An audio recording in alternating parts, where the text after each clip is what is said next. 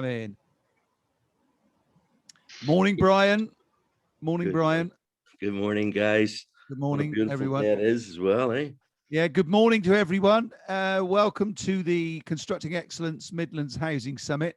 We're just going through with some of our presenters their presentations to make sure that they're all working. As you know, we're using this first session as a bit of a networking opportunity. So as you come in, perhaps you'd like to give your name and your organization and where you're from geographically in the chat box.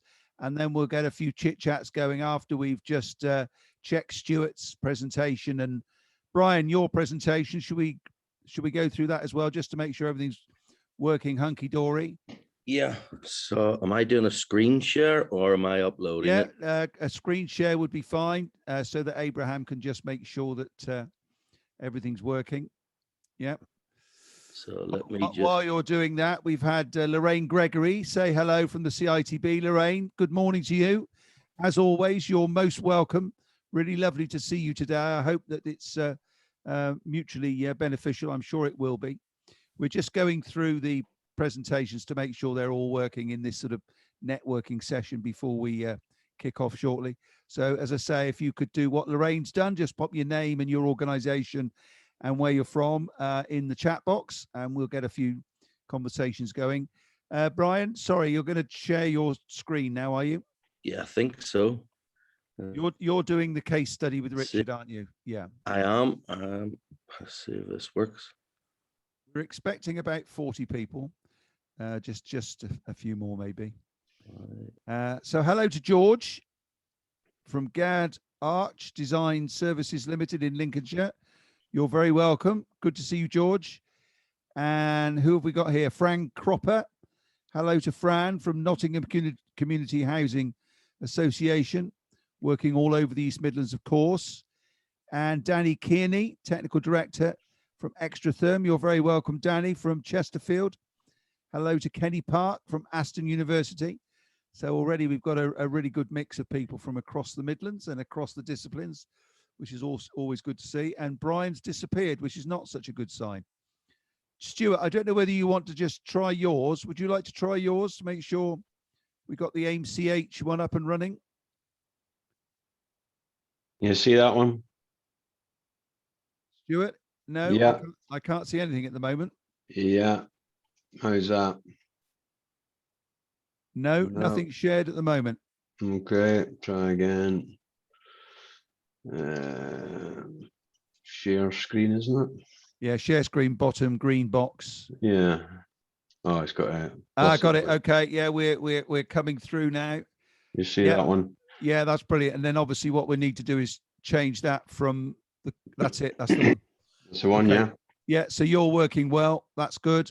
I'll come out then. You can stop sharing. That's brilliant. And we'll hopefully wait for Brian Maunder to come back, who's meant to be doing a double act with Richard Whittaker from Citizen Housing. In the meantime, we're going to say hello to Paul Carey from Marsh McLennan, an insurance and risk management broker based in Birmingham. Yes, we know Paul very well. Thank you for joining us, Paul. Recent new member for Constructing Excellence in the Midlands, which is always good to see. So if anyone would like to use this session to say hi or come online and talk a little bit about what they're doing, this is all meant to be a networking session, this first half an hour where we get to know one another. There's lots of new members. So if anyone wants to come on board, Lorraine from the CITB, I don't know whether I could ask you to come online and just update us on what you're doing, because I know you guys have been through some significant change, haven't you, in the last few months? What do you think, Lorraine? If we bring you in. Oh, hello. Hello, Lorraine. Hello. Yeah, hi. I know I'm thrusting you in at the deep end here, which is my want. But I just wondered if you'd let you know, we use this first half hour as a bit of a networking, a little bit similar to the live event, but online. So I just thought, as you're in early, you could perhaps give us a bit of an update on what's happening within CITB at the moment. Would you mind? No, not at all, not at all. Hello everybody. My name, for those of you who don't know me, is Lorraine Gregory. I'm the Senior Customer Engagement Manager for the Central Region. So the Central Region covers the East and the West Midlands, but also Cambridgeshire, Peterborough, Northampton and Milton Keynes down to Luton. So it's quite a big area. There has been a lot of changes to CITB over the last 18 months. We utilised furlough during the COVID scheme, and then that led to a restructure at the late end of last year. But what that has meant is that as an engagement team, we've come together to look at how we support training and skills holistically. So where previously CITB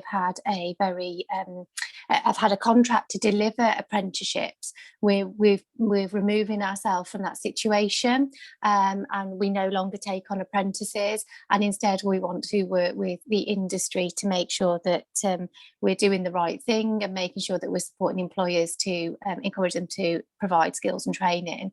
For those of you who don't know, CITB have a plethora of grants for skills and training, which are easily accessible if you are registered with CITB. Registering with CITB essentially is that you have 50% of construction activity, of what we call in-scope construction activity, and then that does mean that you have to pay a levy, which is a statute, that's in law, if you carry out 50% or more of that in-scope construction activity. But on paying that levy, then you can pull down grants.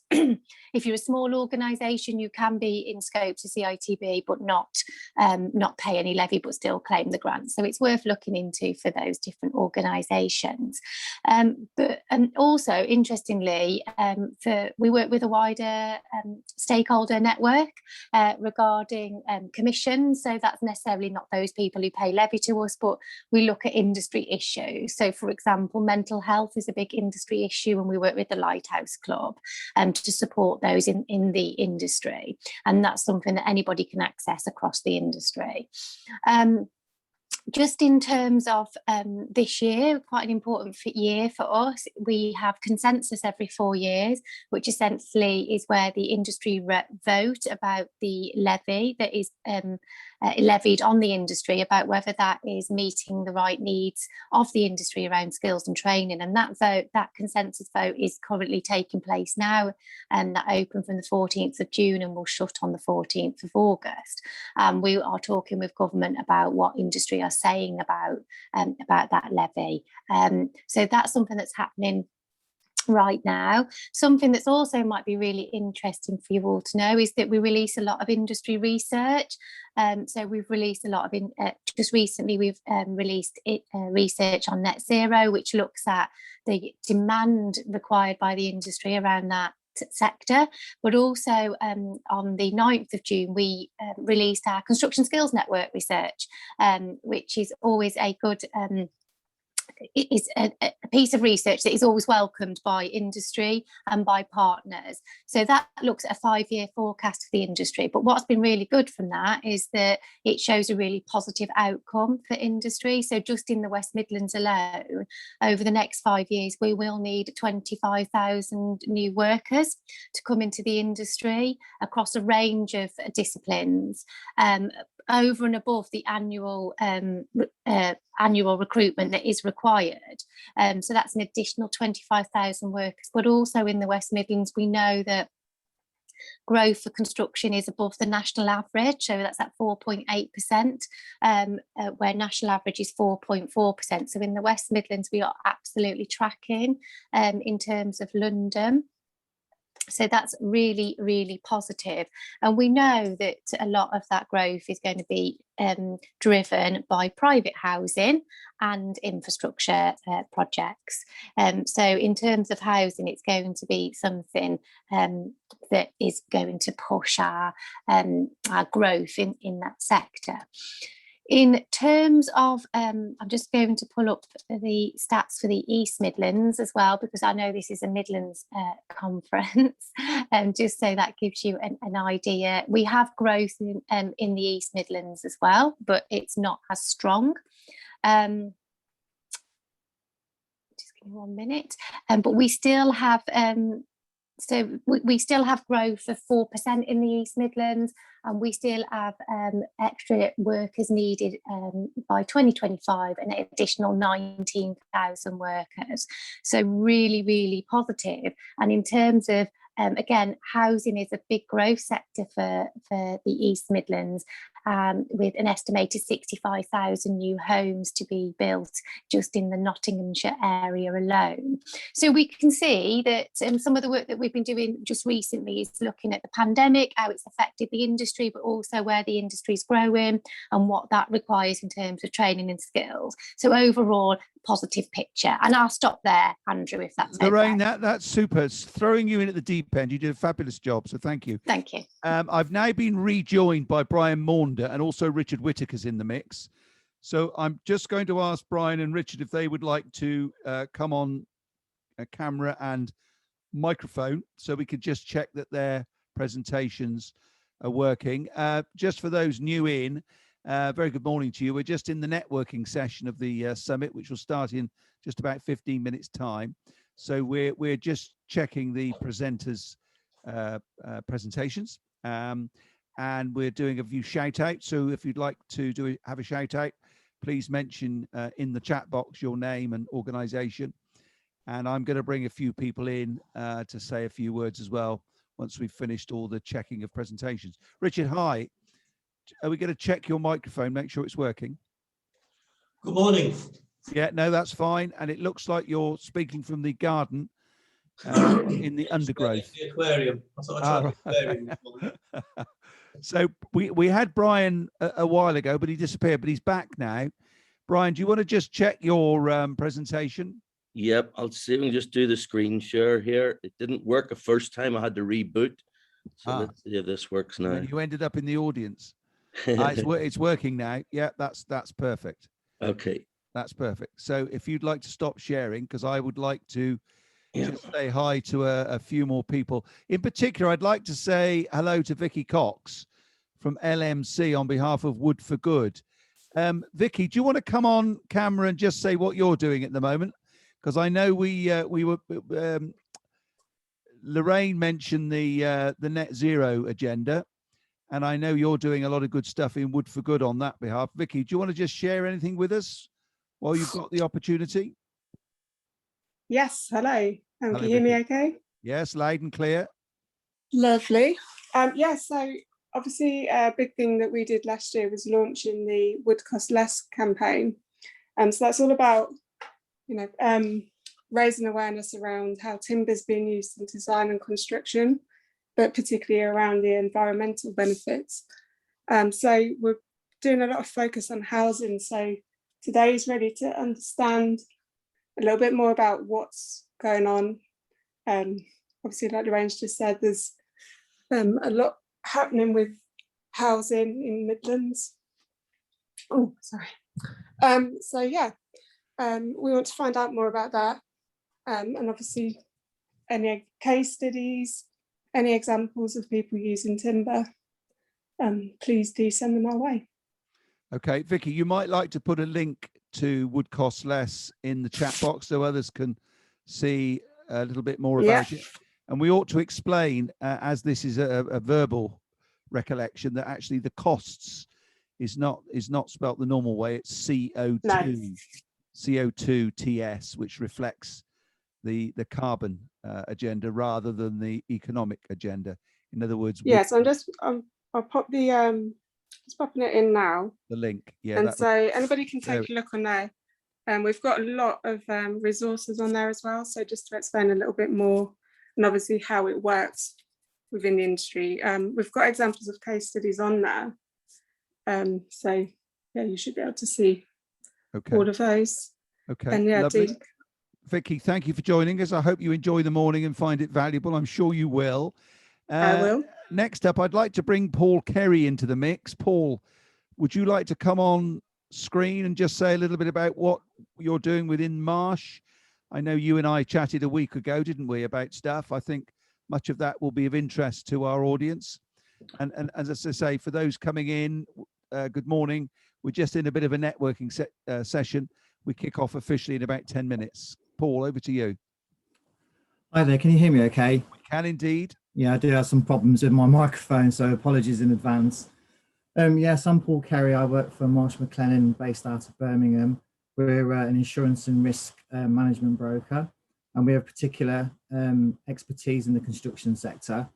And as it happens, we've got a webinar of our own coming up on the 9th of July through CEM regarding professional indemnity and construction. You have, yes. I was hoping you might plug that. Of course, I'm going to plug it. I've got the opportunity, so thank you very much. Yeah, I mean, I'm sure a lot of the construction companies that are online at the moment have probably experienced problems with professional indemnity cover over the last year or so, despite the pandemic that's been happening. One of the things that we're doing is tracking our markets, the insurers who are taking part in that insurance program. There's lots of reduced capacity, but that's now increasing. Construction companies will have experienced increasing rates. And so part of our mission is to understand our clients' business and their needs, and therefore that we can drive a better proposition for them at renewal. And so that's quite a big seismic shift in the construction industry in terms of the markets that are available to underwrite that professional indemnity insurance. And we're working with our partners and clients in terms of risk management to make that a more attractive proposition. So yeah, we've got a webinar in a couple of weeks, and I hope some of you guys can join us on that, and we can talk through what the opportunities and the challenges and some of the issues there. Yeah, I mean, certainly, Paul, I agree with my Structural Timber Association hat on, of which I'm also chief executive. Probably the number one issue at the moment is around insurance. So I'm pleased that we were able to tie you and your colleagues down in a couple of weeks' time to cover that as a very important session. I'm going to ask Abraham if he'll put the link to that webinar on Friday the 9th of July in the chat box. So if anyone does want to tune in and book themselves a place, it's free. Please do so. It's Friday the 9th, isn't it, Paul? That's correct. 12 till 1, and it's all around insurance issues, which, as I say, is probably the hottest potato currently in my agenda box. So that's fine. So thank you for that, Paul, and I hope you enjoy the morning. I'm sure you will. Can I bring Fran Cropper in from Nottingham Community Housing Association? Because obviously this morning we're talking about housing, both private and affordable. But I wonder if Fran would mind coming on board and just telling us early doors, what are the big issues that you're dealing with at the moment as an affordable homes provider? Are you able to do that for me, Fran, just to set the scene? Yes, you put me on the spot a little bit there. I know that's what I do. I'm afraid I'm good at that. I'm only 2 weeks into the job, so you might... excellent. So you're seeing life with no baggage, you see. Okay, no baggage. So you must have in your first 2 weeks the big issues that you can share with us. Yeah, certainly. Of course, everyone's very much thinking around getting their head around modern methods of construction. Indeed, that's one of the pledges that NCHA have made to Homes England for their continuing grant regime. Future Home Standard obviously is making everyone quite twitchy and worried about what that might do for costs. So you'll be pleased to hear from Richard later on then on that one.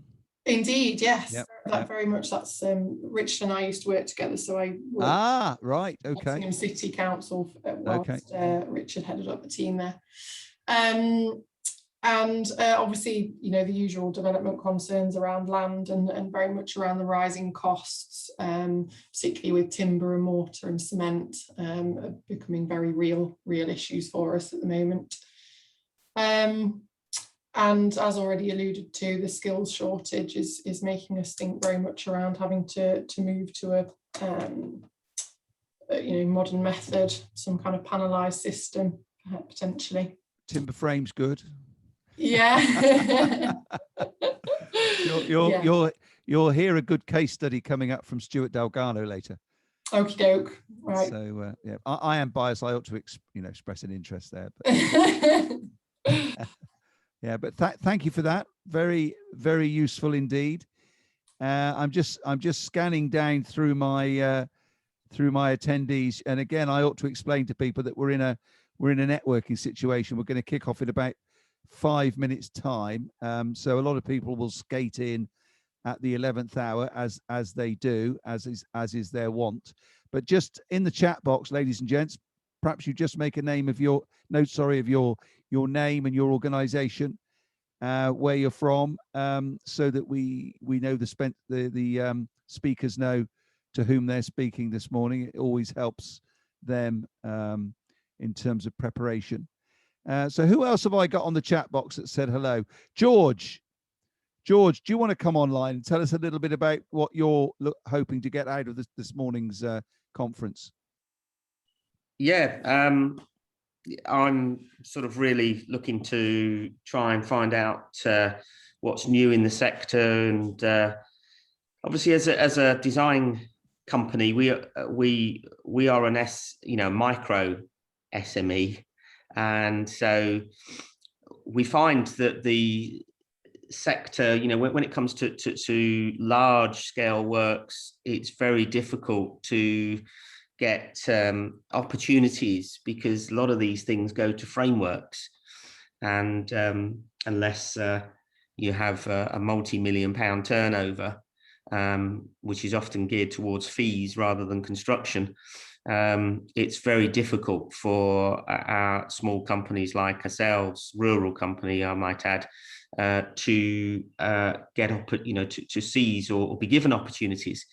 But we do have the skill sets. We used to work in the hospital sector or in the NHS, where we were doing refurbishments and some, our kind of what we became known for was transforming these spaces to make them look less like institutional places with the use of wall art and so on.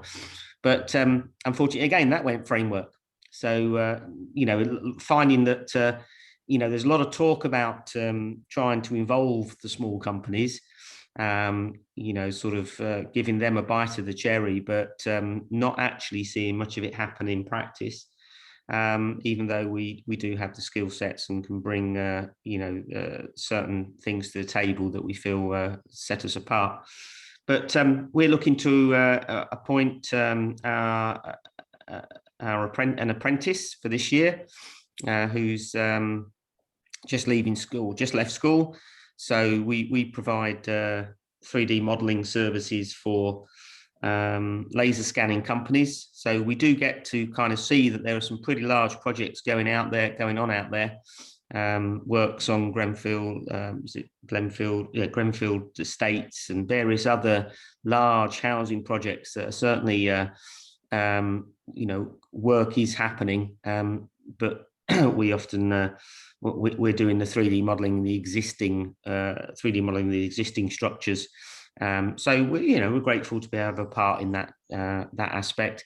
But very, very would love the opportunity to be able to understand just what the ethos is and of this sector, how opportunities, any change in thinking when it comes to procurement as professional services. We're looking forward to sort of understanding and seeing if there's been any change in that respect. Well, I think plenty of opportunity for you this morning then, George. We've got some brilliant case studies from AIM-CH, from Citizen Housing and Totally Modular. We've got Oliver Novakovic coming along later to talk about what they're doing in terms of the net zero challenge. And also Simon Inkson's here from Welsh Government is going to be talking about how they're going to be delivering affordable homes in Wales as of next year. And in terms of opportunities, I'm sure Colette will have some pearls of wisdom from Birmingham. So hopefully plenty for you this morning. For those just coming in, a very good morning to you all. This is the Constructing Excellence Housing Summit for 2021, which of course, unfortunately, because of Boris's change of track in terms of milestones, we had to move from being what was going to be the very first live event post-lockdown to another online event. We're hoping that we are released on the 19th of July, of course, and that we will be able to start planning for the autumn. and probably the biggest events upcoming in Q3 for Constructing Excellence Midlands are our awards. We finished the judging. The judging took place during the last couple of weeks. And we've got the East Midlands Awards lined up for the 2nd of September at the Athena in Leicester. And then on the 10th, the following week, 10th of September, we've got the West Midlands Awards, which are due to take place at Edgbaston in Birmingham. So a couple of dates there for your diary, hopefully. We've had one more shout out, and then I'm going to introduce our opening speaker. So Rachel Gwynn, who's a partner at Shakespeare Martineau, providing legal advice and support to the registered providers across the country. Looking forward to the various sessions today, says Rachel. And we ought to thank Rachel specifically and Shakespeare Martineau for being very generous sponsors for today's conference. And because of their generosity, we were able to make this free of charge. Now it's online for members. Anyway, it is 9:30. I'm going to start the ball rolling, and I'm going to introduce Richard Whittaker. Richard Whittaker has been a central figure in the way CE Midlands first was reborn 3 years ago and has then grown both in terms of membership and influence over the last 3 years. He's been chair of our construction clients group for that period, although he's just handed that over to his colleague for at least a short period. But I couldn't think of anyone better to give a words of welcome to this event, both through his association with CE Midlands and also, of course, because of his daytime job with Citizen Housing. So, Richard, I'm going to mute myself and hand over to you for your words of welcome and introduction. Thank you. Thank you, Andrew. I'm assuming I'm on screen.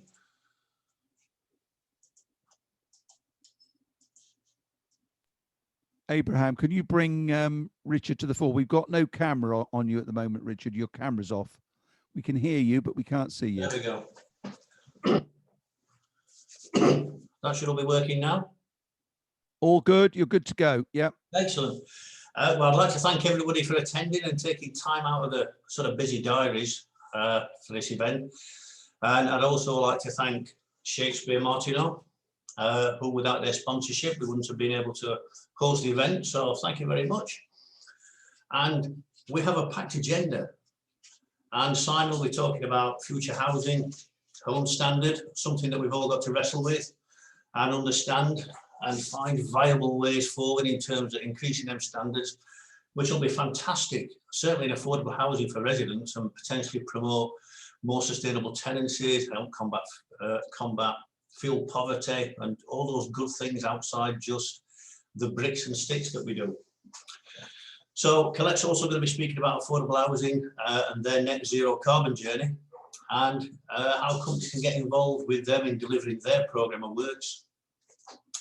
Oliver will be related to private developers and net zero carbon, and it'll be interesting how the affordable and the private developers actually go down this road, whether it's combined or whether it's two separate routes to the same thing.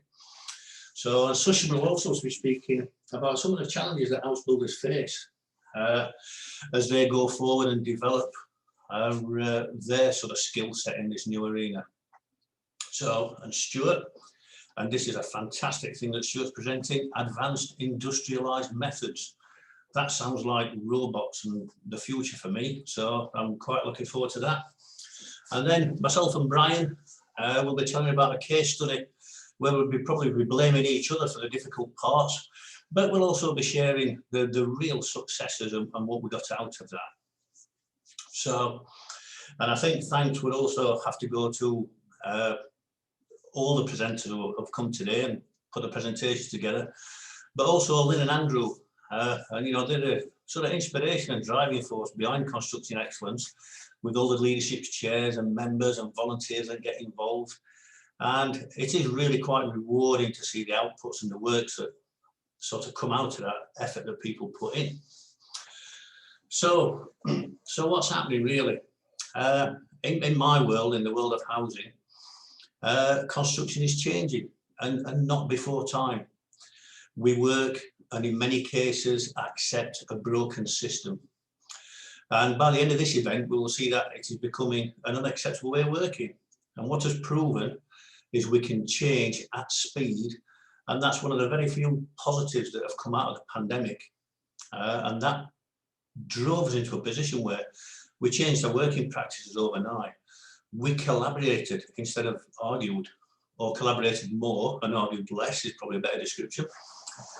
So we did things like accelerate payments to fortnightly for sort of contractors. And in many cases, we avoided the adversarial fallout that typically would come from this sort of approach. And that's purely because of the relationships, the informal relationships that we build with our developer partners. We beat our annual target. We delivered 457 new homes last year, and our target was 451. And we did that in 9 months. So, and that was partly because we were driven into accepting digitisation at speed. And here it is today, working and it becoming very normalised. And that agile working that's taken so many vehicles off the road really has supported many industries in terms of how they're working their way out of the pandemic itself. And of course, it'd be wrong of me not to mention the things that Constructing Excellence have been doing to support industry. And we've produced and published a construction client start guide, and that's all being updated to support people. There is now a diploma in collaboration with Nottingham Trent University to support people into that collaborative sort of environment. There is also a value toolkit that's being developed with the Construction Innovation Hub. And on its way very soon is the Enlightened Client's Guide to Quality. So I think we've started a change process that really is innovative, and we've been trying to grasp for a long time, and it's here, and a lot of us have grasped it, and long may that continue. So thank you for attending. That's me finished. I will pass you back to Andrew, and I look forward to touching base later on when we do our case study. Thank you very much. Okay, Richard, thank you for those words of welcome. I'm delighted to say that Colette from Birmingham City Council has kindly agreed to give our keynote presentation today. We have a very close relationship within CE Midlands with Birmingham City Council. In fact, Colette's colleague Simon Delahunty Forrest sits on our board. And I know we're working with you, Colette, on some of your working groups, which tie in nicely with some of our working groups. And certainly when it comes to housing, I think some of the responsibilities in your new role, by the way, congratulations on your recent promotion, I think are very pertinent, particularly around the existing stock. So I could think of no one better to give us our initial presentation today than you. So I'm going to shut up again, and I'm going to hand over to you, Colette. Thank you. Lovely. Thank you very much. And good morning, everyone. When I spoke to Andrew, I don't know, it must have been way back at the beginning of May, to kind of consider what would be an appropriate thing for us to cover and to discuss this morning. What had really been the focus over the last, in particular, 6 months, putting aside wine and cheese, which has been very much a focus for me over the last 6 months. But I think really we're in a position now to really focus on recovery and to drive forward the development aspirations that the city has, and to respond to some of the really very challenging requirements for us to meet our housing requirements and provisions. So I'm just going to pop up a presentation so you don't have to look at my face for the next however many minutes. Let me just share that. I'm just going to run through with you some slides that we put together just that really kind of reflect, where am I? Here we go. The joys of IT. We're all so used to it and good at it now. Yeah, so just to focus really on some of the key development plans that are coming through for Birmingham, and with a particular focus on housing, and again, obviously a particular focus on affordable housing. That's kind of my key area of responsibility. and something that myself and the team are very passionate about delivering. So I guess just to set the scene for those of you that, hang on, I'm not moving. Ah, there we go. So just to set the scene in terms of the current Birmingham ask, I guess we clearly have a huge growing city. These are some of the quite startling facts that are set to see the growth within the city, and the requirement there for an additional 89,000 new homes, which is clearly a massive challenge and is not achievable within the boundary of Birmingham. Although Birmingham is obviously a big conurbation, we develop and right up to the boundary of the city. So really, that being able to deliver those new homes is a particular challenge. And we think that we can look to supply about 65,000 of those 89 homes within the city's boundary itself. So just to give you some sort of context to the challenge that Birmingham faces in terms of its new homes programme. And then I think it would be remiss of me really not to focus on what that affordable housing provision looks like. On the left is a graph that sort of demonstrates over the last however many years, what are we now, nearly 10 years, the net and the gross completions of new homes. So you can see that we are actually exceeding the targets for new homes completions, and that really is a result of a lot of the city centre development that's happened over the last 3-4 years in particular, and that's been a real focus on apartment-led schemes, 1- and 2-bed homes in particular. And then quite sort of the stark reality, the graph on the right shows you the outputs for the affordable housing delivery. So you can see there the requirement, we're falling well below that at the moment by sort of some 50% thereabouts. So there is a huge challenge, not only in delivering the homes that the residents in Birmingham need, but also to recognise that gap in affordable housing provision. So I guess some of the key issues, and this is particular to the City Council, I think, in its commitment and its response to the provision of affordable homes, that we know that we've got a growing demand for social homes, particularly family housing, and that clearly is outstripping supply at the moment. And that further compounded by the reduction that we see through right to buy, and I guess in addition now the voluntary right to buy that's affecting our registered provider partners. So we on average lose about 600 to 700 homes through the right to buy every year. So you can see how that is just compounding that gap in demand versus supply. Particularly over the last year, we've seen a huge growth in our homelessness, on the number of households we have in temporary accommodation, and then again that's impacting on our ability to access appropriate housing for our homeless clients. I think it's worth also touching on the fact that the city's housing programme that is funded through the housing revenue account, and the housing revenue account obviously not only helps to fund new homes, but it also needs to provide investment into our existing stock, of which we have about 60,000 homes in the city, there or thereabouts. And so there's a huge ask on the housing revenue account, really, particularly in response to the Grenfell Tower, the investment in our tower blocks across the city to ensure that the fire and building safety is up to scratch as it should be. And then clearly in our response to the climate change and the city's route to zero targets, us being able to be in a position to retrofit that huge amount of stock that we have in the city. Again, a big ask on the housing revenue account that has to juggle the new provision of homes with the ongoing investment in its existing stock.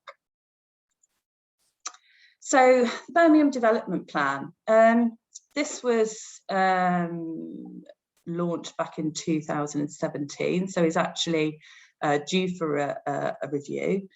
But that set out, again, just to reflect on those targets of 51,000 additional homes that we thought we could provide within the city boundary, but we're forecasting 65,000 currently. That, as I said, that was adopted back in January 2017, so due for review towards the end of this year. One of the most contentious parts of that plan was the releasing of Greenbelt land for Pedimore, and that's one of the most significant industrial opportunities in the UK, which we're developing in partnership with IM Properties. And that will provide about 71 hectares of high quality employment sites and will help meet some of the shortfall in best quality employment land in the city. With focusing particularly on housing delivery around that Greenbelt release, Langley will deliver around about 6,000 new homes, and that has been delivered predominantly through a consortium of landowners. So I understand that the master plan for that is due to be submitted imminently, so it will be great to see that progress is being made to deliver out the Langley scheme there over the next 10 to 15 years. So that equates to around about 345 hectares of land released from the Greenbelt, and that's one of the largest releases of any UK city. So along with the increase in residential activity in the city centre, that's helped us to exceed those housing targets that we had set for 51,000 up to the 65,000 additional homes by 2031. And as I said, the development plan due for review currently. And I guess that links quite nicely now into our future city plan. So some of you may be aware of this, but now's the time really for us to look forward to the next chapter in our story, particularly around the city centre and its neighbouring communities. I think no one can really fail to notice the impact that COVID has had and continues to have on all of us, and certainly the climate change emergency hasn't gone away either, and our ambition to be a carbon neutral city is set out in our Route to Zero plan, and that will need to be tackled with imagination and practical solutions. And technology really continues to change the way in which we all live, work and travel. And I think, you know, we've got some great speakers on later today that will really provide some more depth and knowledge around that particular work stream, I guess. But most of all, we need to create a city that puts our people first. So these are kind of our real principles in how we see the future city plan moving forward. Firstly, that any new development must be green, and that's more than about just planting trees. It's about creating cities which enable people to easily live their lives in a way that has that minimal impact, negative impact on our planet. The city we create must be equitable, with opportunities to open to all, so no one gets left behind, and where you live must never be a barrier to achieving your potential. And I think that is particularly pertinent when we think back at the gap in the affordable housing supply that sets a real challenge for us as a city as we move forward. We also want to create places that are not just pleasant to look at or highly functional, but communities which are genuinely livable. And that means that this is people-focused design where citizens can create homes and communities, and it's not just a place for them to live. And finally, we must be distinctive, so allowing the pride of individual communities to shine through and enhance the spaces they inhabit. So when, I guess, thinking about the city centre, it's not just that city centre core, it's those surrounding neighbourhoods. So, you know, the Jewellery Quarter is an obvious one.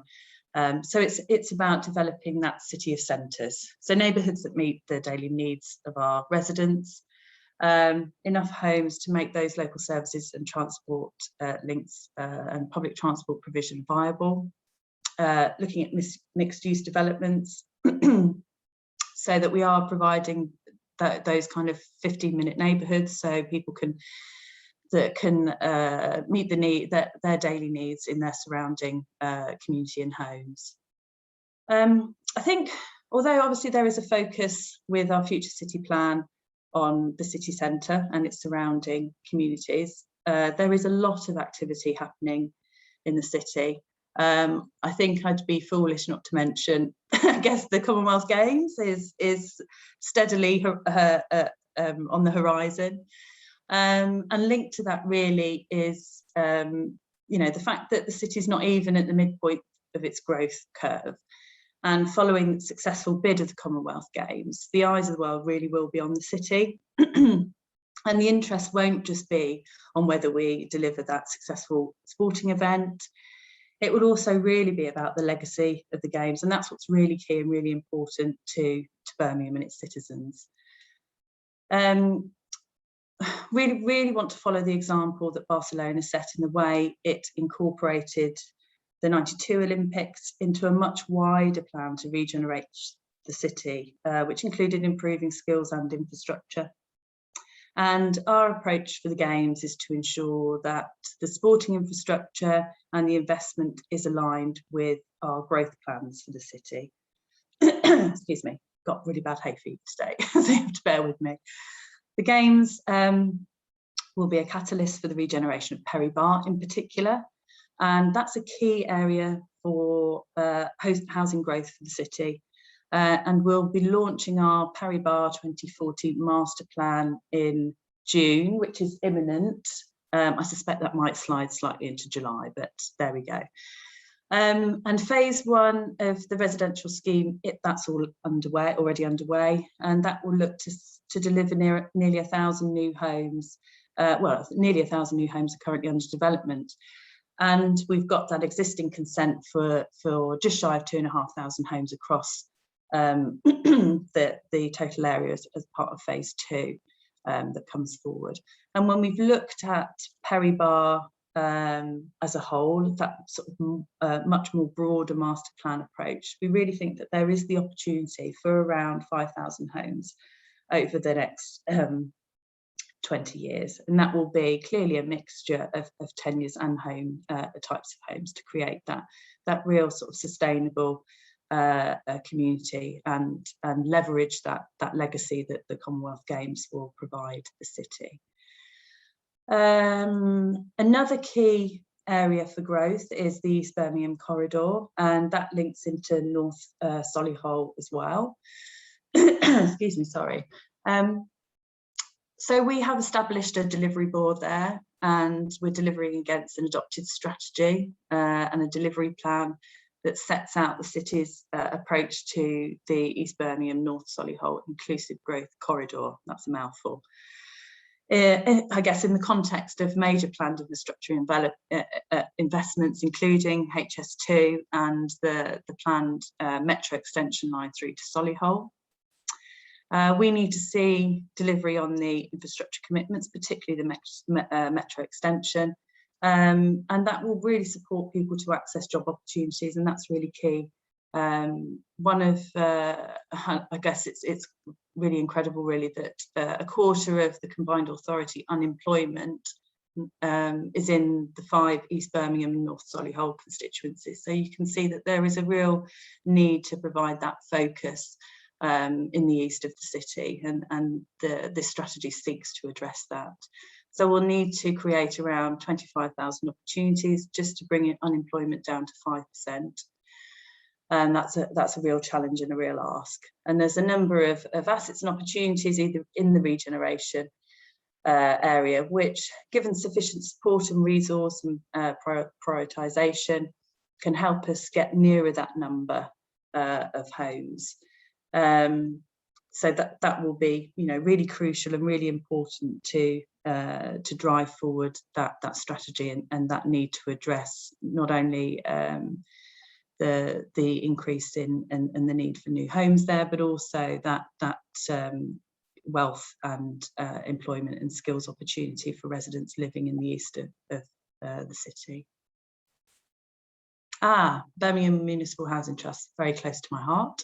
Colette, can I just step in for a minute? On the screen, we're actually seeing not only the slide, but we're now seeing the next slide and your notes. Oh, okay. I don't know whether you want to just change the view. Okay, that's very strange. I thought we were originally okay, but for some reason it's stopped. Okay, yeah. So that will be very boring for you, just seeing all the notes I'm reading out. Let me just stop sharing it a second and see if I can go back into the present. Bear with me. Sorry, folks. No problem. We're all used to this sort of thing happening. I know. There I am, just rabbiting on as usual. There's no pets or children in the background at the moment. So. I know. Do you know what? I was going to caveat at the beginning to say, just bear with me if the dog starts barking, because him and the postman just really do. They don't get on. They do not. No. Right. Okay. Let me just restart this. Where was I? Which slide was I on? I think you were on 11, I think. Yes, well done. Thank you. So let me start that. And let me just share again.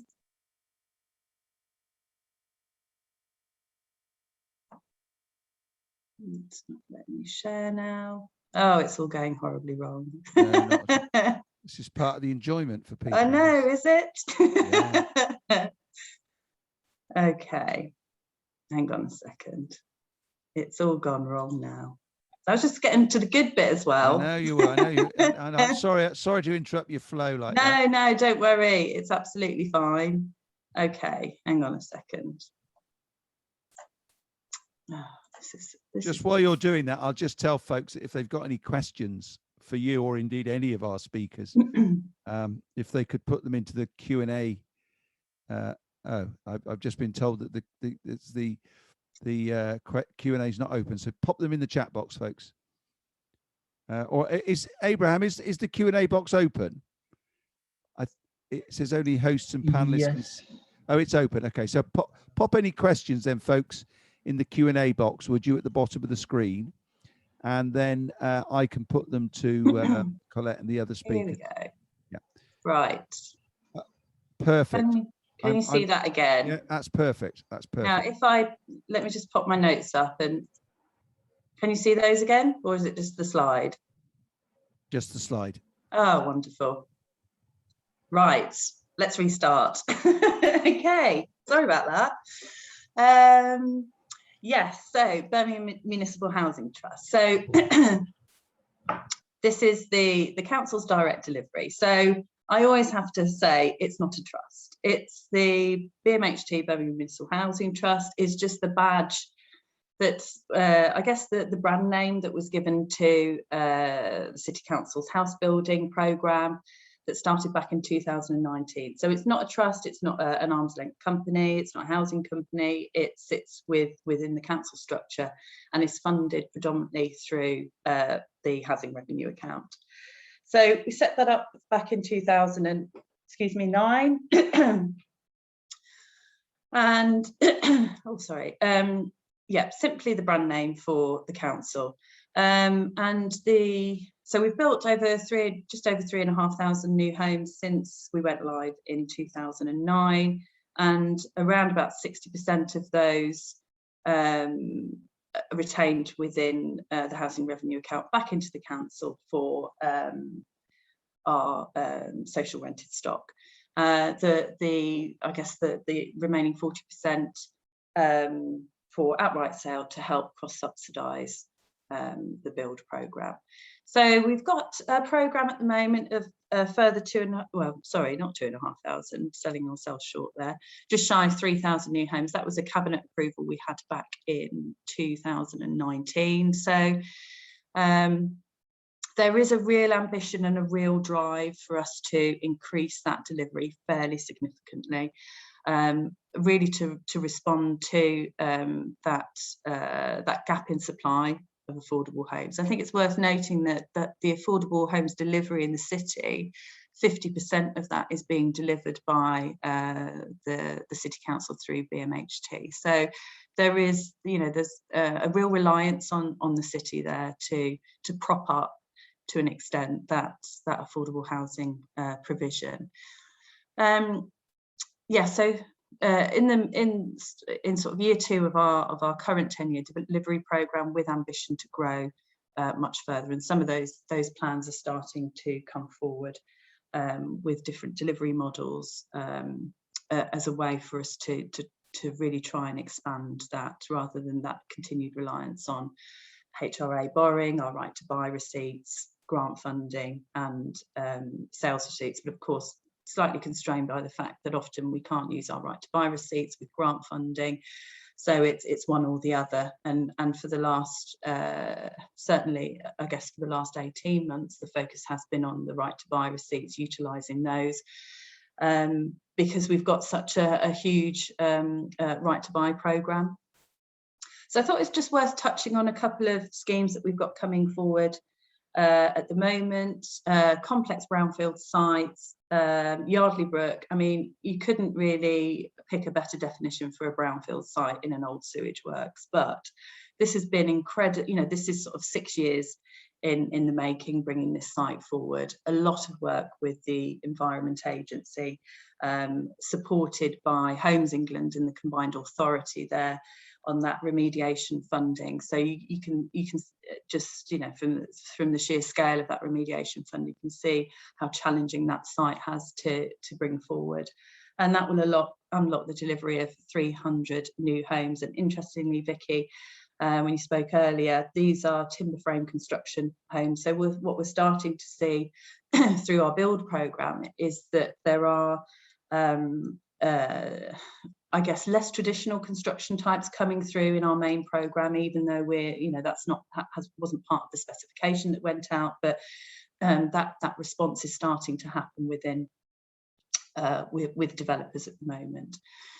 We've also got a lot of work happening over on the Bromford estate. So for those of you that aren't familiar with Birmingham, that's an estate that, if you're coming in on the M6 from the airport, you've got Fort Dunlop on the right and the Bromford estate's on the left. That's an estate that has really been locked in terms of development opportunity because it sits in a flood zone. So again, a lot of work with the Environment Agency to bring those sites out of the flood zone.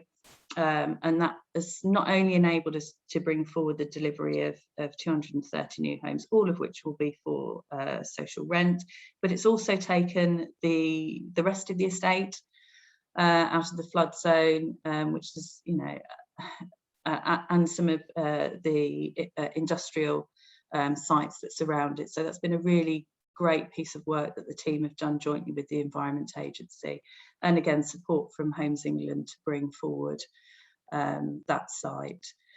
Just touching on our response to Route to Zero. Again, we've been undertaking quite a lot of work during the last 12 months to review our build specification, looking ahead to the changes in the building regs as well.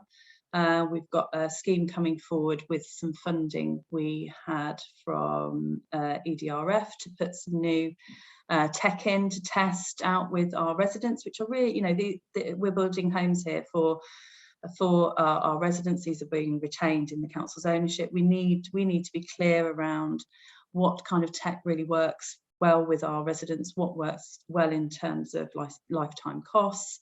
So that'll be, I'm really excited to see how that site comes forward and the learning that we get from the delivery there. And we're just working on a passive house scheme, working with our planning colleagues at the moment, hoping to submit the planning application probably late summer to bring that forward. So, I mean, we deliver a broad range of housing types, but crucially, larger family homes. That's the real ask from, I always consider that my housing colleagues over in housing services, they are my client, and we are responding to what their housing current demand is and forecast in terms of waiting list and those that we've got, those homeless clients we have in the city as well. I haven't added it in the slide here, but I think it's worth a mention because we have touched on sort of skills development and the need to address sort of the skills gap that we have in the sector. And through the build programme, we have a Building Birmingham scholarship programme. So for every new home that is developed, either for rent or for sale, £500 is then put into a scholarship fund, and that helps to fund young people from low-income backgrounds and low-income families into higher education. So into some of the I guess more professional services that wrap around housing development, and we've seen young people come through that scholarship programme into our graduate programmes that the directorate runs, and then on to permanent employment, either with ourselves in my team, with some of our partners, some of our employees agents like Arcadis and Capita who work for us, and some of our developers. So that's really important that we are not only providing homes for our residents in Birmingham, but that build programme is also having a much broader positive impact on the communities that are sometimes, you know, that are disrupted by our build programme. So we really focus that intervention with schools and colleges in the local area to complement the work that we're doing. So finally, I think it's worth just touching on some challenges, and I'm sure that these probably echo many of the challenges that each of us are facing, and have become more and more evident over the last 12 months in particular. I mean, I've mentioned land availability within the city boundary is really limited. Those sites are often very challenging, requiring remediation and complex land assembly to bring forward at scale. And so we really need to consider some of the opportunities that we have within our urban centres and look at where appropriate denser housing types and developments might be appropriate to help achieve some of those housing numbers. I mean, I'll keep banging the drum on affordable housing. I mean, that's now one of the key challenges for the city and a key priority. And although we've exceeded our new homes targets, we're falling well below the number of affordable homes that are needed by about 50%. And that really kind of leads me quite nicely on to the next point, which is to meet that housing requirement, and in particular, the delivery of good quality affordable homes. We need our partners in the private and the registered provider sector to work actively with us to meet this challenge. It's not something that we can do alone. I think that's really, really evident when you look at those stark figures of how far we're falling behind in that delivery. Proposed changes to the building regs and Route to Zero challenge, you know, the impact of not only in terms of additional costs and ongoing maintenance of new tech, but also the understanding the education piece for our residents. And, you know, again, our contractors and the guys out there that carry out the repairs and maintenance and ongoing servicing of those. And that needs to go hand in hand really with those new greener homes that we are delivering. Brexit, the great known unknown, is that the right saying? I think so. So, I mean, I feel like it's kind of been masked to an extent. The pandemic has masked really the impact that Brexit is having, is likely to have on the house building industry. But I think we're starting to see that real impact now, particularly in the availability of materials, lead-in times for delivery, and those cost increases. So that's a real challenge for us, and one that we are working very closely with our construction partners and our employees agents to map and to some extent try and forecast and mitigate where best we can. Okay, I will stop there because I've rabbited on for long enough. Thank you, Colette, very much. A great start to the morning. I've got no questions at the moment in the Q&A box, so I'm going to thank you for your time. and say that if you want to stay with us for the rest of the morning or part of the morning, you're very welcome to do so.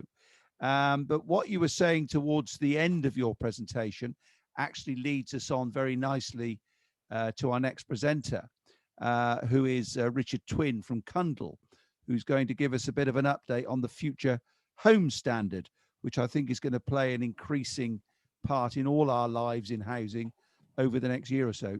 So, Richard, the floor is yours. Thank you very much, Andrew, and good morning, everyone. So let me just share my slides and we'll get started. So I'm Richard Twinn. I'm a principal consultant at Cundall, and I'm going to be talking to you this morning just about the Future Homes Standard, giving you a quick overview of what the current policy proposals are, but then also looking at what are some of the key outstanding issues which still need to be dealt with and that you should be keeping in mind. Before I do that, just for those of you who don't know, Cundall are a multidisciplinary engineering consultancy. We work globally, but we specifically take sustainability very seriously. We were the first One Planet company, and last year we became the first consultancy to achieve carbon neutral status. And as you can imagine, we have spent quite a lot of our time recently trying to help with decarbonising buildings, which is why the Future Homes Standard is of such interest. So, starting off then with just an overview of what we're talking about by the Future Homes Standards and what the current policy proposals are. So basically this combines a couple of consultations which we've had over the past few years. The first one back in 2019, which seems an awful long time ago now. And more recently, earlier this year, second one on the Future Building Standard.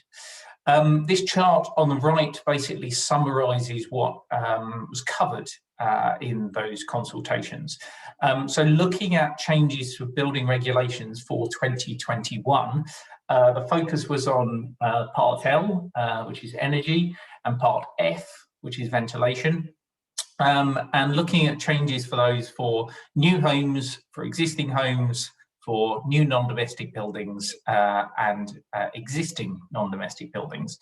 That's trying to pull together a big package of changes which will be called the 2021 building regulations, but will actually come into force in January 2022.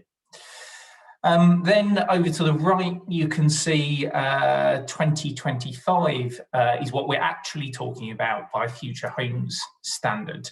And for new non-domestic buildings, the equivalent Future Buildings Standard. We have a bit less detail on those yet, but the idea is behind these consultations to try and provide a bit more certainty about where we are heading over the next 4 years.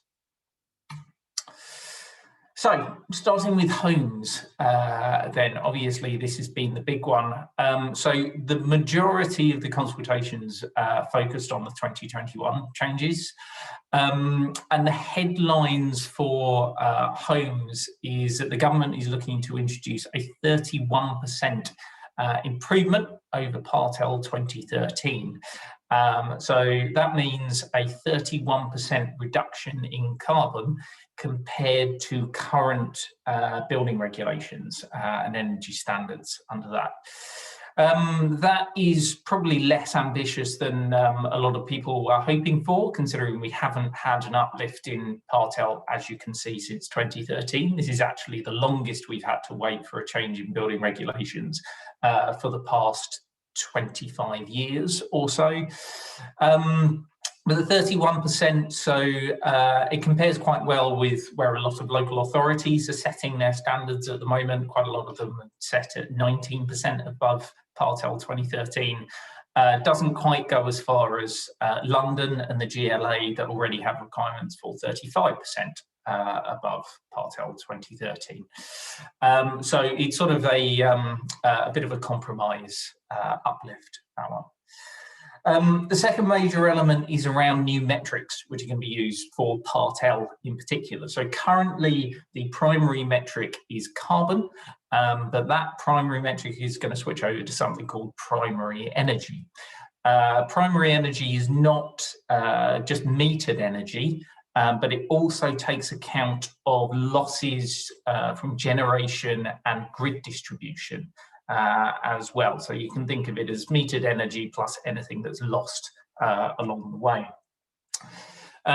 Carbon will continue as a metric, but it will be secondary to primary energy. Thirdly, fabric energy efficiency target. There was a big fight about this during the consultation, and I'll get onto that a bit later. And lastly, minimum standards for specific fabric and fixed building services. So the idea is that those four together will then mark out a slightly different version of Part L. You'll be expected to meet targets under each of those, but primary energy will be the new main target. Then for 2025 and what is actually called the Future Home Standard, and considering the consultation was called the Future Home Standard, there was vanishingly little about it in the consultation. But this is what we do know, that there's a commitment for no fossil fuel heating, so banning gas boilers, and probably pushing a lot of people down the heat pump route. A 75% improvement over Part L 2013. That sounds very impressive and very difficult, but given decarbonisation of the grid, combined with requiring heat pumps, means that might not actually be too difficult. And the last element is the government's proposed objectives to ensure that these buildings are what they've called zero carbon ready. So this is the idea that these homes, once they're built, should become zero carbon over time as the grid decarbonises.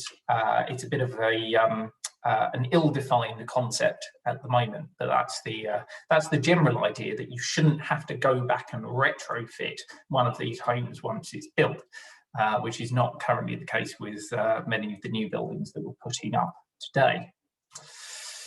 Future Building Standard, then it reflects quite a lot of the proposals for Future Home Standard. We haven't yet had confirmation, because the consultation was only a couple of months ago, about what kind of carbon savings we're going to be getting. There were two options consulted on that you can see here, an average of a 22% uplift and an average of a 27% uplift. 27% is preferred, and you can see in the chart over to the right here what that would mean for different building types in terms of carbon improvements. Similarly, there are going to be new metrics in place for Part L for non-domestic buildings as well, slightly different though. Primary energy target again being the main target. CO2 continuing as a target, and then the minimum standards for fabric and fixed building services again. For 2025, again, sort of reflecting the Future Home Standards, no fossil fuel heating, again, for new non-domestic buildings. No current indication of where the carbon target might sit, which we do have for homes. But again, this commitment to ensuring that these new buildings are zero carbon ready, i.e. that they won't need future retrofitting. So these are the proposals that there are. I'm just now going to drill into a few of the sort of key issues that have bubbled to the top throughout these various consultations. Firstly, planning policy. So this became a bit of an issue through the first consultation, because there was a question in there about whether the government should remove the powers of local authorities to set carbon targets which are above building regulations. So a lot of local authorities do this at the moment: London, Manchester, Bristol, just a few examples. The outcome of the first consultation was that the government will continue to allow local authorities to set higher standards for now. So they've basically just kicked the can down the line on making a decision, because they've said that they will set out their next steps as part of the Planning for the Future white paper consultation process. So you're still allowed to do it for the moment, but we don't know what the future is going to look like on this front. Transitional arrangements as well. This was quite a good move, I would argue. Currently, if you get planning permission for a whole site, a whole development, you only have to build to the building regulations at the point you got planning permission for that site. The idea is that that would change to individual homes. So you would have to have started building each individual home within 12 months, that 12-month transition period, in order to ensure that you could still be building those to the previous building regulations. If you haven't started building it within 12 months, then you would need to be building it to the new regulations. Fabric standards, so I mentioned about this previously. There was a heck of a fight in parts of the industry to try and maintain some form of fabric standards in the building regulations. Basically because there were a few engineering boffins that worked out that actually it would be possible to achieve 31% uplift without actually providing any improvement in fabric energy efficiency of the buildings compared to current building regulations, basically just installing better systems. So fabric energy efficiency standards is about trying to make sure that the fabric, the envelope of the building is efficient as a whole. Now, the government initially didn't have these in their proposals, but they did introduce them after the first consultation, and they're proposing that they will be based around these elemental specifications here, which you can see provide a slight improvement on the current Part L 2013, which is the column just to the left of that. Not significant improvement, though. But what's interesting to note, though, is the point about air permeability. That in spite of the fact there are supposedly better fabric standards, there is not proposed to be any particular improvement in air permeability. So air permeability is used as a key test for things like passive house, which is basically considered the best practice standards. And these levels are about 8 times higher than passive house says you can get to. And it's a bit concerning as well that we're still talking about same air permeability coming into 2025, suggesting that actually the performance of these buildings might not be significantly better than current regulations. So there's still quite a lot of work to be done around this, I think. And along the same lines as well, there are questions about this concept of net zero ready. The Committee on Climate Change kicked off this discussion before the Future Homes Standard was announced back in early 2019. They basically recommended that for 2025, new buildings should be achieving something similar to passive house levels of thermal demand performance. That's based on the idea that that's about as good as you can get to, and that you don't want to be going back and expensively retrofitting properties in the future, which arguably we will have to do with buildings that are still going up today. And they specifically talked about this sort of passive house equivalent, so 15 to 20 kilowatt hours per metre squared per year in terms of heating energy demand. And the Commission Curry and Brown to produce a report which said that the average uplift on that would be between £5,000 to £10,000 per property. But the most important point is it would cost at least 3 times that to go back and retrofit the properties in the future. So the point is there is likely to be an uplift in cost if we do this properly, but it will be significant saving on the whole life cost of the property where you need to go back and retrofit in the future. Now, the problem with the government's current proposals is actually they still fall short of what the Committee on Climate Change recommended. And indeed, since then, other industry groups like LETI, the UK Green Building Council, SIBSI and REBA have all latched on to the same sorts of targets. They're all pushing these ambitious net zero targets because it's about future-proofing these properties. But currently, the government's proposals don't really match the proposals set out by the Committee on Climate Change. So that is something to watch. Are they going to make sure that they do 2025 properly? Otherwise, there is a risk that we might have to come back and have another tightening of building regulations again beyond 2025. Embodied carbon. So again, this became a bit of a discussion throughout the consultation processes. Currently, embodied carbon is not included in building regulations. And as you can see from some of those charts at the bottom of this slide, for homes, the upfront embodied carbon, which is the darkest of those oranges, can account for about half of the whole life carbon of a property. That's before it's even been used. So the idea that we're not regulating this while also trying to achieve net zero seems a bit ridiculous, frankly, particularly when you've got the likes of GLA that are starting to introduce requirements for whole life carbon assessments. And you're likely to see similar requirements from particularly the other combined authorities as well in terms of planning requirements. There is a very big push to try and get building regulations to reflect embodied carbon, and there were even protests outside MHCLG as part of the consultation. That never happens for a part hour consultation, but this is where we are in terms of the climate crisis. Everyone is suddenly concerned about embodied carbon. So it's worth watching how this develops, because there was a lot of pressure on MHCLG to look at embodied carbon. Supposedly around half of the 4,000 or so responses they got for this consultation specifically called for embodied carbon regulation. So they are starting to explore it, even if they currently don't have any regulations in place. And then just the last point to consider, and then I will finish, is just the timeline that we've got on this.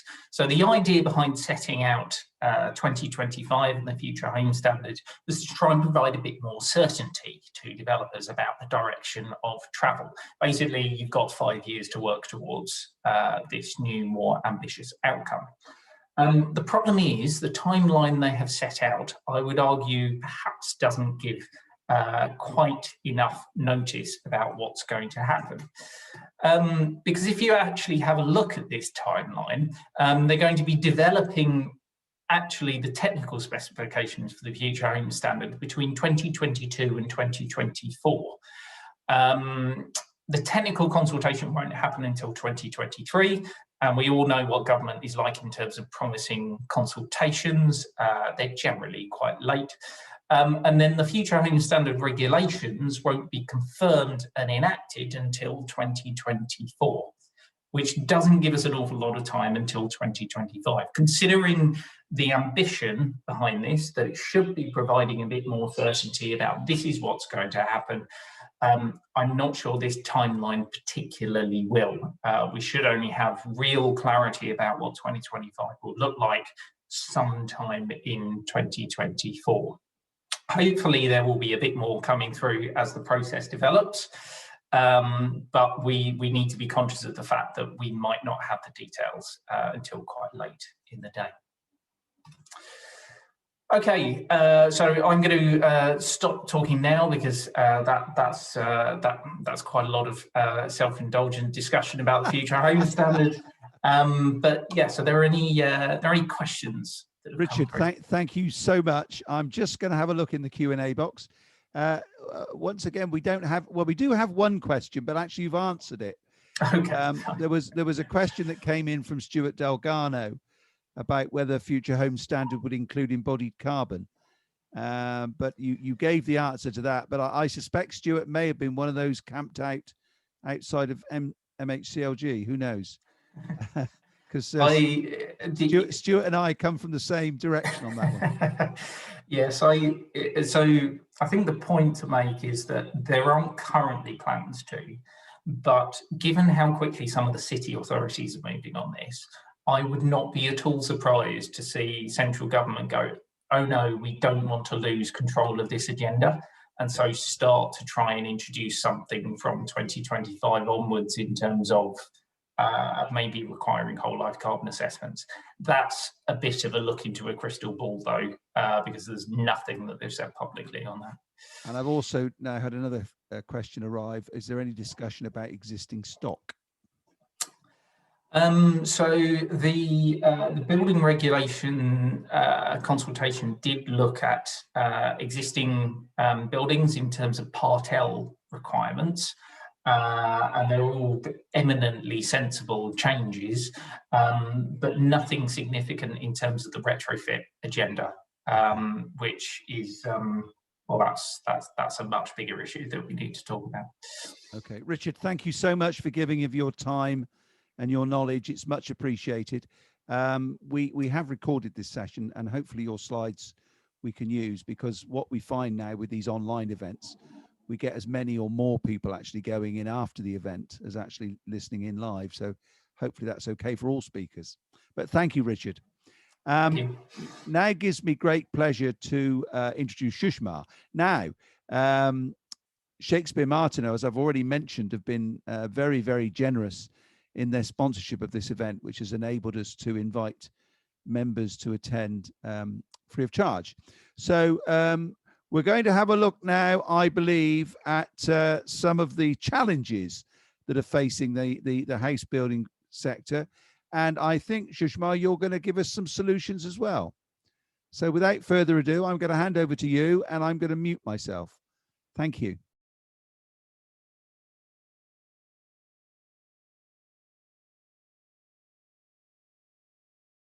My audio.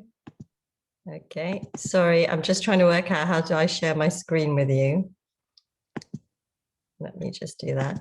Can you see that? Can you see my screen? Oops.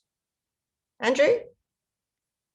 Yes, we can see it, but you need to turn it in the viewing slot to just the slide, because we can see all the slides on the left-hand side.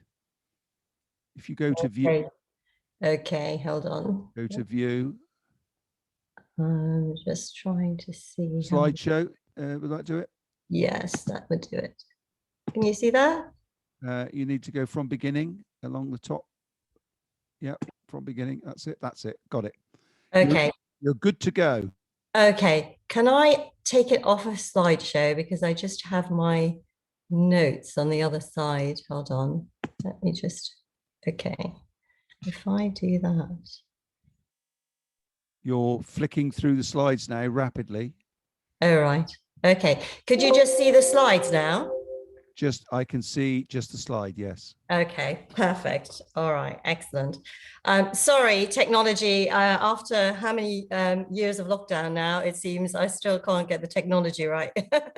I'm Sushma Mahraj, and I'm a partner in the energy team at Shakespeare Martineau. And we are thrilled to be sponsoring and participating this event, which of course features all of you, prominent leaders and pioneers in the housing construction industry. So first, I'm going to tell you a bit about Shakespeare Martineau, and then I'm going to talk about some of the challenges that you as housing professionals are facing, and potentially how some of these can be mitigated. So first of all, who is Shakespeare Martineau, and on what kind of work, what sort of work do we do? So we are a full service law firm, and we provide legal services to businesses, organizations and government departments. And so we advise on large scale residential and commercial schemes and later living housing projects, large infrastructure, national infrastructure projects, and we advise on all sorts of energy generation, energy supply, building out the connections from housing developments to the public network. So that could be water, gas, electricity, telecoms, district heating networks. And we're also doing a lot of work now in the low emission vehicle space, which includes the supply of electric vehicles charging infrastructure. So who are our clients? These are some of the clients that we advise. So they're residential developers, commercial developers, registered providers, energy utility and landowners. And I just thought I'd kind of include all of the sort of interesting people we're advising at the moment, or have in the past. So there's a list of all of our clients there. So back to the task in hand. So what are some of the challenges that are currently being faced by housing professionals? So I guess the first one is policy changes, which is of course leading to much uncertainty and making it quite difficult for house builders to plan. So we know that in June 2019, the UK became the first major economy in the world to pass laws to end its contribution to global warming by 2050, or net zero by 2050. And this means that any emissions would need to be balanced by schemes to offset an equivalent amount of greenhouse gases from the atmosphere. And then in December 2020, the UK published its energy white paper, and this set out the government's agenda for the energy sector and its role in tackling climate change, and really set a course for achieving the 2050 net zero targets. And the energy white paper talked about the electrification of heat by the rollout of heat pumps, an increase in low carbon heat networks, development of heat network zones, and use of green gas and hydrogen in the gas grid. And what we know is that the energy paper also referred to many other papers and strategies, which of course have yet to be published. So we are all eagerly awaiting, I'm sure, the heat and building strategy. And it also talked about a strategy for regulating electric vehicles and a hydrogen strategy. And so there's a lot of uncertainty for house builders as to how all of this is really going to work. Will there be changes to planning regulations, for example, to mandate their developments to connect to a heat network zone? What proportion of the country will be kept warm by electricity, so by the electric heat pumps? Or what proportion will be kept warm by hydrogen? And how will these two different systems and different costs and characteristics be sold to the public? We're hoping that the heat and building strategy will give answers to all of these and therefore allow the industry to focus on delivery. But, you know, we're still kind of watching this space. So that's policy changes. And we also have a lot of uncertainty in respect of legal and regulatory changes. So we've just talked about changes to the buildings regulations brought in by the Future Home Standards. We know that the government, as Richard just said, is going to update the building regulations this year to ensure that new homes produce 31% less carbon emissions compared to current standards, and that the government will consult about the technical aspects on the Future Home Standards before updating the buildings regulations again to come in force in 2025. And that no new homes will be built with fossil fuel heating or gas boilers from 2025. So, and there's also been the creation of a new homes ombudsman following complaints about the quality of new build homes. And it is anticipated that the ombudsman would enforce higher standards on the housing sector. So all of these changes will lead to a shift to homes powered by lower carbon solutions and the electrification of heat. But there are also going to be changes as how heat networks are regulated and changes to the requirements to obtain electricity licenses, which will invariably impact house builders. And of course, which they'll need to consider when planning renewable energy solutions at their sites. So that takes us through policy changes, legal and regulatory changes. And of course, you're going to have to consider all of this as you decide how you are going to make cost-effective and affordable housing that consumers want, but also that will allow you to make a decent profit. And the added challenge in all of this is post-pandemic working arrangements and how we live post-pandemic would be very different. So most of us would probably want to work from home. So that's another challenge where house builders will have to design houses that would accommodate our changed needs post-pandemic. And added to that, of course, we've got labour shortages following Brexit. And whilst people have relocated to their home countries, and then there's sort of immigration issues such as work permits, but also we need to think about where we have homes that are currently run on gas boilers or electricity, transitioning to homes being run, say, via electric heat pumps, or in a hydrogen zone, or in a heat network zone. We kind of have sort of plumbers who fit boilers now and electricians who do electric, but I can see in the future there is a kind of pressing need for a more holistic approach where we have something like a low carbon technician who looks at home heating as a whole, and looking at heat pump with insulation, and also educating house owners and house builders to think about homes in a different way, and also being able to kind of advise on what grants, etc., are available to the person who's going to be owning that home. So lots to think about, including supply chain. The previous speaker, Colette, was talking about how things are getting more expensive and getting in things from Europe, and delays as well. But also added to that is the need to deliver increased biodiversity. That would be covered by our upcoming environmental bill, which may institute changes to planning regulations to make diversity net gain mandatory. So that means that house builders would be obliged to leave the local environment in better shape than they left it, guaranteed for 10 years. And that's by creating additional sort of wildlife habitats, either on or off the development. And, this could also lead to construction delays. It's all looking like we should give up now, I hear you saying, because there's also changes to the planning regime. And of course, we have the challenges of availability and cost of viable land, and availability and cost of finance. So before we all give up, how can some of these challenges actually be mitigated? And I think one way of kind of mitigating this is, we have to kind of do a lot of work at the beginning stage, and look at design really for, look at things really at the design stage, and work towards designing a sustainable and cost-effective solution for any development.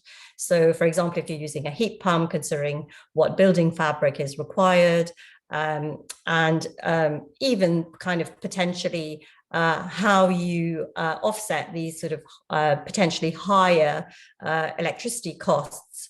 For example, the installation of solar panels and a battery, and entering into, say, a managed services agreement with an asset optimizer who would take responsibility for buying electricity for the site when the electricity is less expensive, storing it in a battery and selling it to residents when electricity is expensive. So you've got the battery, you've got the electricity in the battery, and so residents could have the benefit of cheaper electricity because it's not being bought off the grid.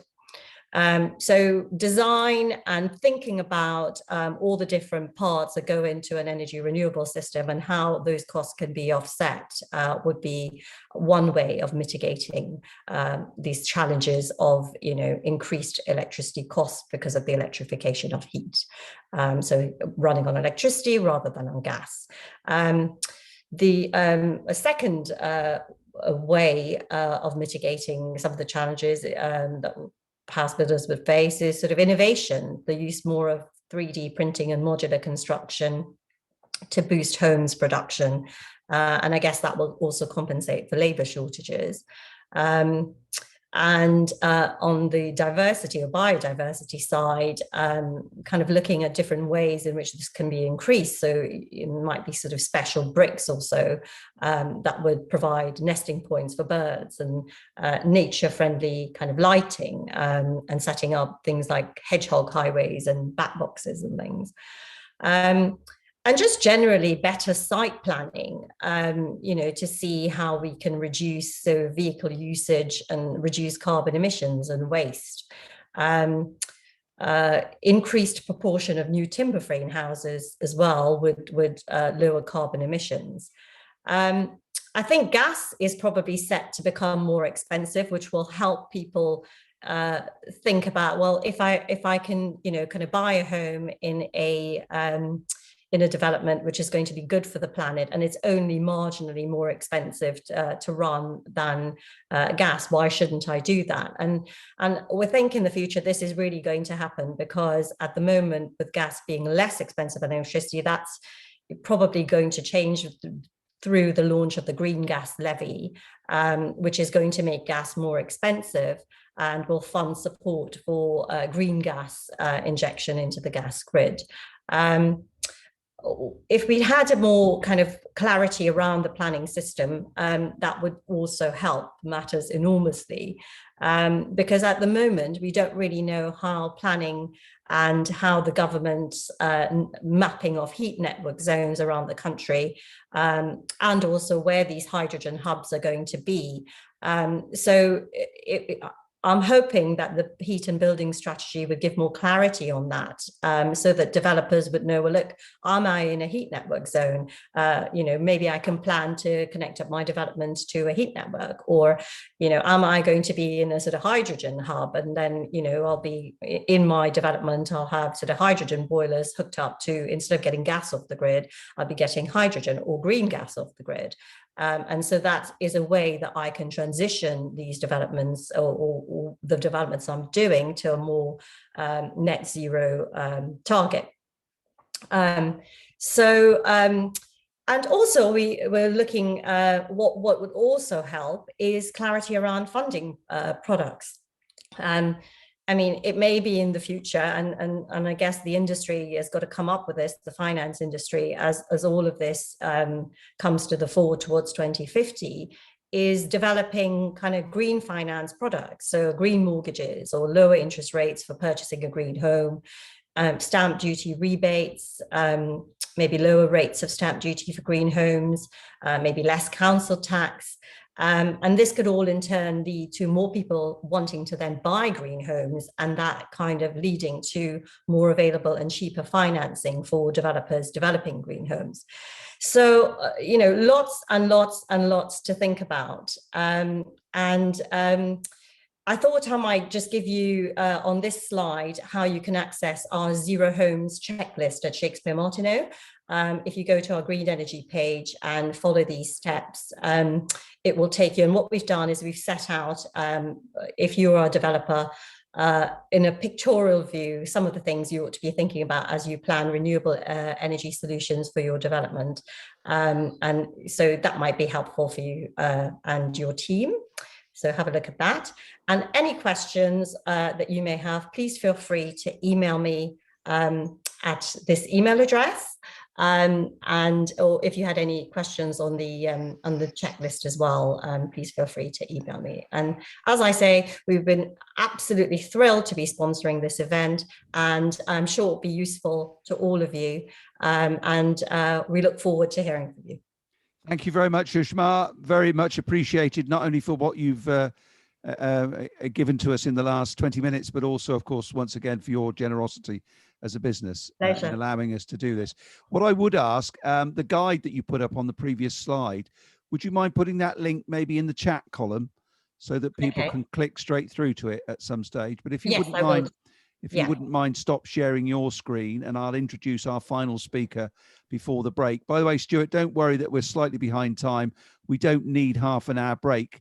When we planned the program, we were going live, so we were going to have half an hour for tea and coffee and so on, but obviously that's not needed today.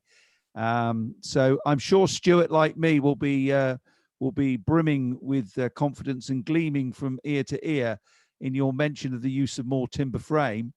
And funnily enough, in the interval, I've got an interview with the Financial Times because they've approached me this morning. They're interested in the huge increase in interest in the use of timber frame.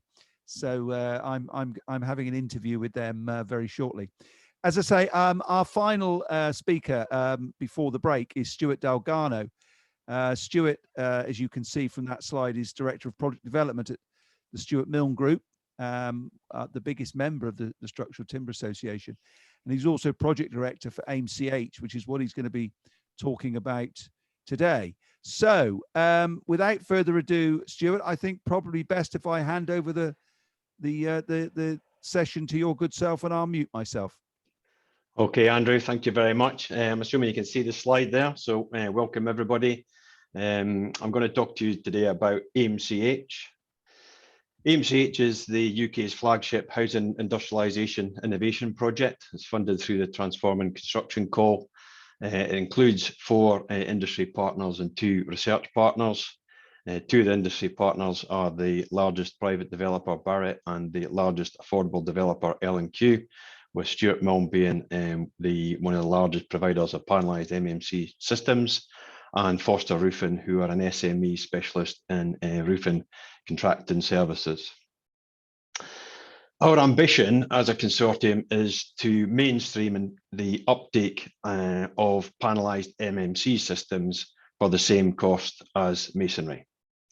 And to do that, we're going to use digital working, standardisation, advanced manufacturing techniques, and trial and monitor homes built using these systems for both the private and the rental marketplace. It's obviously a commercially led, industry-led project, the challenge being equal or cheaper than masonry. But we've also got other metrics, including halving the time to build, improving the quality of the homes, and increasing our pre-manufactured value from around 40% on a masonry build home currently to about 60%, with the minimum being 55% to comply with the current Homes England grant funding requirements. So what we've been doing over the last 2 years, we've got 1 year still to go of the project, is building and trialling systems on sites across Barratt Homes developments and L&Q's developments. Some of the images on the screen there are showing you the technologies we've been using. So closed panel timber frame cassettes, wall cassettes with factory fitted windows, pre-insulated. Image in the bottom left, the second one in, is a scaffoldless erect. So taking out the need for scaffolding and erecting the superstructure with no scaffolding. The image in the top left is a pre-tiled roof made on the ground the week before the timber frame is erected and then lifted on. So that whole house with insulation windows, superstructure, roof, felted, battened, tiled, fascia and soffit with no scaffolding, built in just under 6 hours. And we've got prefabricated party wall systems, prefabricated floor systems. These are pre-finished floor cassettes with chipboard flooring suitable for domestic.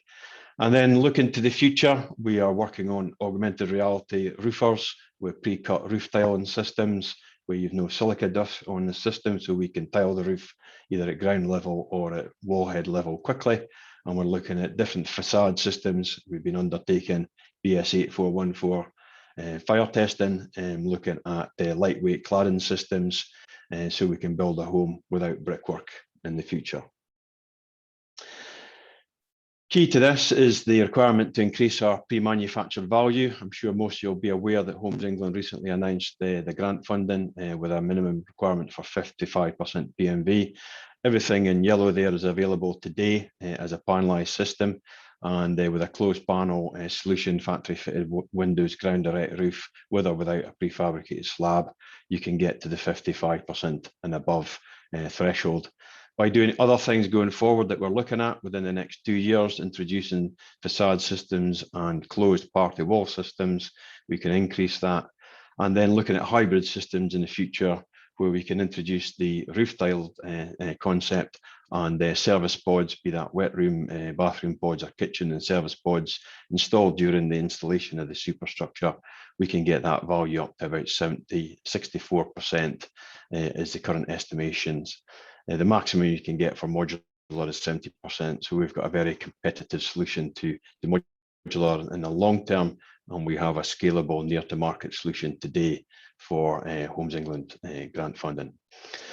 We've been monitoring these sites, so we have time and motion studies on site, doing recording each individual trade and doing analysis of the uptime and downtime associated with that, so we can look at our productivity. We're starting to get productivity metrics coming through the data collection that we've been doing. There'll be further work for the final year of the project to analyse that and look to see where further efficiencies can be found in the process. And to complete the on-site work, we're doing further trials where we're also monitoring traditional built sites. So we are looking at brick and block built homes on Barratt sites. We've got further plots to build with L&Q. We've got a wealth of data coming through to inform decisions. So we're taking away the perceptions that people have about systems and working on hard data. And you can see the volume of data that's being collected that we can analyse that will make us drive informed business decisions based on hard data as opposed to perceived criteria. In addition to this, we've been developing the supply chain side of it through how do we scale up in volume the delivery of panelised MMC systems. So we've done a lot of work around about developing world-leading advanced manufacturing techniques. So we've got a first fully automated closed panel production line where we've got high-speed insulation systems, high-speed boarding systems, and fitting of windows. We are introducing robotics into the production. So I know that Richard mentioned robots. So that production line on the left there is an image with 7 robots on a production line. That investment will be committed by Stewart Group, a £6.3 million world-leading state-of-the-art production line to scale up capacity for closed panel systems, providing circa 5,000 units per year from each factory we're looking to invest in the future. So quite state-of-the-art, world-leading, and moving to quite an advanced manufacturing system. To support that, in terms of developing future factories and investments, we've been taking a lead from the car industry, working with the Manufacturing Technology Centre using mathematical modelling to model our factory designs of the future using simulation. So Jaguar Land Rover, for example, would use simulation to model future production lines or investments they're making in car production. We are doing the same here for house production, and then turning those into architectural 3D fly-through Revit models that we can deploy on sites where we have a pipeline of work that can justify putting a factory investment in place. And that's likely to be a hub and spoke philosophy. So a large hub would be a fully automated high-tech manufacturing centre, and the spokes would be lower tech, maybe manual operations that are more agile factories that could be deployed at speed, local to areas where work pipelines exist, be that a housing need in the Midlands, for example. There could be ability to deploy a small agile factory, or whether that be in Bristol or be it in Northwest or other areas of the country that are looking at these things. So you have the benefits of the local labour, and you have the benefits of the knowledge and capability of the manufacturing thought processes through the project. We're also working on standardisation. We've developed a number of content that's available on our website. So a DFMA guide. We've done a lot of work looking at standardisation. So we've taken each one of the developers' house types, including Stewart Homes, looked at where we have a lack of standardisation and where we can coalesce around about standardisation, principally looking at things like apertures, windows, doors, stairwells, building heights, building depths, building floor to floors, and wet room configurations. There's a huge potential for coalescence and standardisation around about these elements, and that's really coming through the work that we've done with the research we've done currently. The DFMA guide takes all of that good stuff and then puts it together in terms of a housing product that is more manufacturing friendly. That automated production line loves standardisation, and it can basically create high output product at low cost through standardisation. And then BIM, embracing the whole 3D Revit concepts of using 3D technologies to flush everything through the system from architectural into manufacturing and onto site. All of that's available on the website for people to see. And that leads us into a major piece of work that will be done over the next 12 months, which is the creation of an affordable pattern book of house types. So we're taking all of the learning that the consortium's got, all of that manufacturing experience that goes back 45 years, the DFMA, the BIM. We're looking at then creating a pattern book of standardised house types that are pre-configured, that can be plotted in any location in the UK. They can be elevated with different finishes to suit the local vernacular, creating great places that fit with the Building Better and Building Beautiful campaign. We've looked at the spatial standards, NDSSS, and what Homes England can fund. We've also looked at dropping in the standardisation concept. So we've got potentially solutions that could be a bathroom pod in the future from a standard house type. All the house types have got similar sort of floor-to-floor heights, similar building depths, so they can be configured as terraces and end turners very efficiently. This work is ongoing at the moment, so we have identified product families. We've started to develop up our product families in terms of the window apertures, the sort of bathroom pods, the stair designs. We're engaging with the supply chain, so if anybody out there is really interested in engaging with AMCH, please go to our website. We've got a call out there looking for solutions both around about advanced manufacturing, standardisation, particularly things like stairs, windows, bathroom elements, and also zero carbon solutions. Barratt's will be building a zero carbon home using MMC technologies, panelised MMC technologies with Salford University during the project, so we can start to bring in some of that future thinking with the transition towards future homes. So we're looking for supply chains. If you go to the website, there's a PQQ process where people can engage with us. And then essentially using all of that to develop a future housing range that can be configured to suit any location in the UK. And the thinking behind this is that we take this pattern book for two markets. One is those who are volume, so under the strategic partnerships with Homes England, a large consortium who may be interested in using that oven-ready pre-configured pattern book, and we're engaging with people to talk to them about the concept and what the pattern book might look like for them, and any feedback they can give us. But more importantly, to the SMEs, the HAs, the RPs, the local authorities who don't necessarily have the DFMA, the BIM experience in the manufacturing, and can take the pattern book from them. We've done a lot of benchmarking in terms of compliance. This image in the top right is looking at competitors, what's out there in the market. We've looked at something like 74 different house types across 2 and 3 bedders, predominantly is the area of opportunity for affordable, and looked at best practice. We've looked at compliance requirements to optimise the most efficient house design possible. And that will come forward this year. It will be fully BIM Revit. It will come with bills and materials. It will be a Revit model. It'll have supply chains. It will have build costs. It will have all the architectural information of the trade specifications available for people to use under a free of charge license agreement for those interested in using the pattern book in return for a pipeline of work that we can service. So good for those who are in the SMEs. Somebody mentioned the rural economy, and somebody mentioned maybe some of the smaller RPs who don't have necessarily development capability in their business. Essentially, you can buy this in. You still need an architect to do the local planning and development layout design. We can give guidance to support that, and you still need a contractor to work with you. But we are looking to buddy up with regional contractors, regional design teams to use the pattern book. One final thought on the pattern book: Homes England are very keen on this concept of standardisation along with MHCLG, and are looking to see how they could maybe endorse the pattern book through their grant funding. We've had some discussions with Lloyds Banking Group about providing development finance to support the use of the pattern book through the industrialisation approach for development finance and asset finance for affordable providers in the future. So a whole sort of cradle to grave type solution that can be developed through the consortium or just through the supply chain side. Last two things quickly before I finish. I did mention the question embodied carbon. We are very aware that embodied carbon is likely to be become a regulatory requirement. So we are doing embodied carbon assessments for the house types. So we're looking at house type level and we're looking at system level. We've completed our product assessments for the timber-based systems.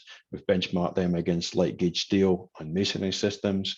And we're doing whole house assessments currently, which will look at both the June 22 step change to 31% reduction in specification on carbon, but also the 70% target net zero carbon requirement in 2025, and looking at the embodied carbon implications that from a whole cradle to grave. So including things like the end of life and the implications of disposal of systems in the future. So we have that data available and we're beginning to future-proof our systems going forward. The pattern book, I should have said, that will be designed to June 2022 compliance, so it will be 31% less with a gas boiler and PV and a fabric first approach, around about the 0.18, 0.2 U value. That's also heat pump ready for the future. So for those RPs who are considering maybe upgrading their housing stock in the future, or taking the standard pattern book and putting a heat pump in the future, taking out the gas boiler, putting a thermal store heat pump in, the same pattern book will work for both heat pump ready homes and gas ready homes today, which is likely to be the sort of solution that will be around for at least a couple of years before we then transition towards the non-fossil fuel systems of the future. All of this information is available on our website, amch.co.uk, and if you go to the contents page there is a lot of downloads available to people, DFMA guides there, the BIM system there. You can see some future factory fly-throughs. A lot of our content is available on there. For those interested in the supplier sandpits, it's also there as well. So you can click on the link there and you can upload your technology, whether you're a large corporate or a small one-man band. We'd be interested to look at these things. Some might get through, some might not, but that's a process where you can engage with the project and see how we can help you scale up your solutions in partnership with what the partners are doing today. So thank you very much. I'll stop sharing and happy to take some questions. Stewart, thank you as always for an excellent presentation. You never disappoint. Let me just see if we have any questions in the Q&A box. No, we have none in the Q&A. Let me see if we have any in the chat box. I don't think we do. I can't believe, Stewart, how few questions we've had this morning. We did have one question, but again, you answered it as it progressed. There was a question on scaffoldless project, but you've answered that one. So hang on, there's one from Richard Whittaker. It's come in just under the wire. Can BIM include the CDM health and safety file, Stewart? We are looking to do that as part of the pattern book. So if the pattern book comes in a BIM format, we're looking to see what level of asset tagging we could put into the model that's kind of fixed and what elements could be flexible. So, you know, an RP of the future, if the fabric is fixed, for example, it will be tagged and it'll be part of the requirements. We can look at health and safety and CDM as part of that. It's something we can maybe look into. I'll take that on board. Some of the other assets, like maybe a gas boiler or windows, where you've maybe got a range of opportunities because some people want to buy an Ariston boiler or a Baxi or something. We'll have a generic coding system and available for people to use, and then they would have to overwrite that with the systems they've actually procured local and specific to them as part of their asset management file going forward. So we're giving you a good framework and a starting point that people can use. As I say, I'm sort of majoring on the pattern book being a sort of useful thing for people because it's already there for you. You know, you don't have to reinvent the wheel. I can assure you, I'm sure most people have seen how many 2-bed and 3-bed affordable homes, and I've probably seen every one of them in the last 40 years in the country. And there's an amazing amount of similarity in the designs that should really come down to a lot more efficient through standardization and the use of BIM. Okay. Stewart, thank you. There are no other questions, so I'm going to thank you on behalf of all of us for, as giving of your time and your experience and expertise. Thank you for that. We now come to a short break, ladies and gents. It's 7 minutes past 11. We're due to recommence at 11:30. So please go and have a coffee and use the facilities and check your emails and all that sort of stuff that needs doing. And I hope to see you back here just before 11:30. I'm sure Abraham will now play some soothing music for us. See you all shortly. Cheers.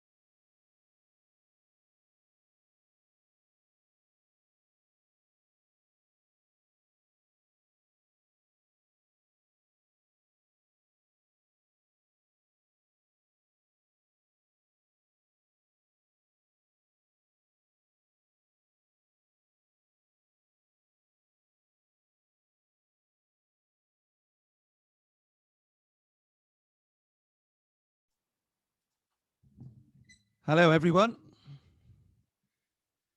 Are we all back? I didn't think I was going to make it, as I was on the phone to the Financial Times, but I skated out of that call and I'm now back in the room, which is great. So, Richard and Brian, are you with us? Yes, indeed.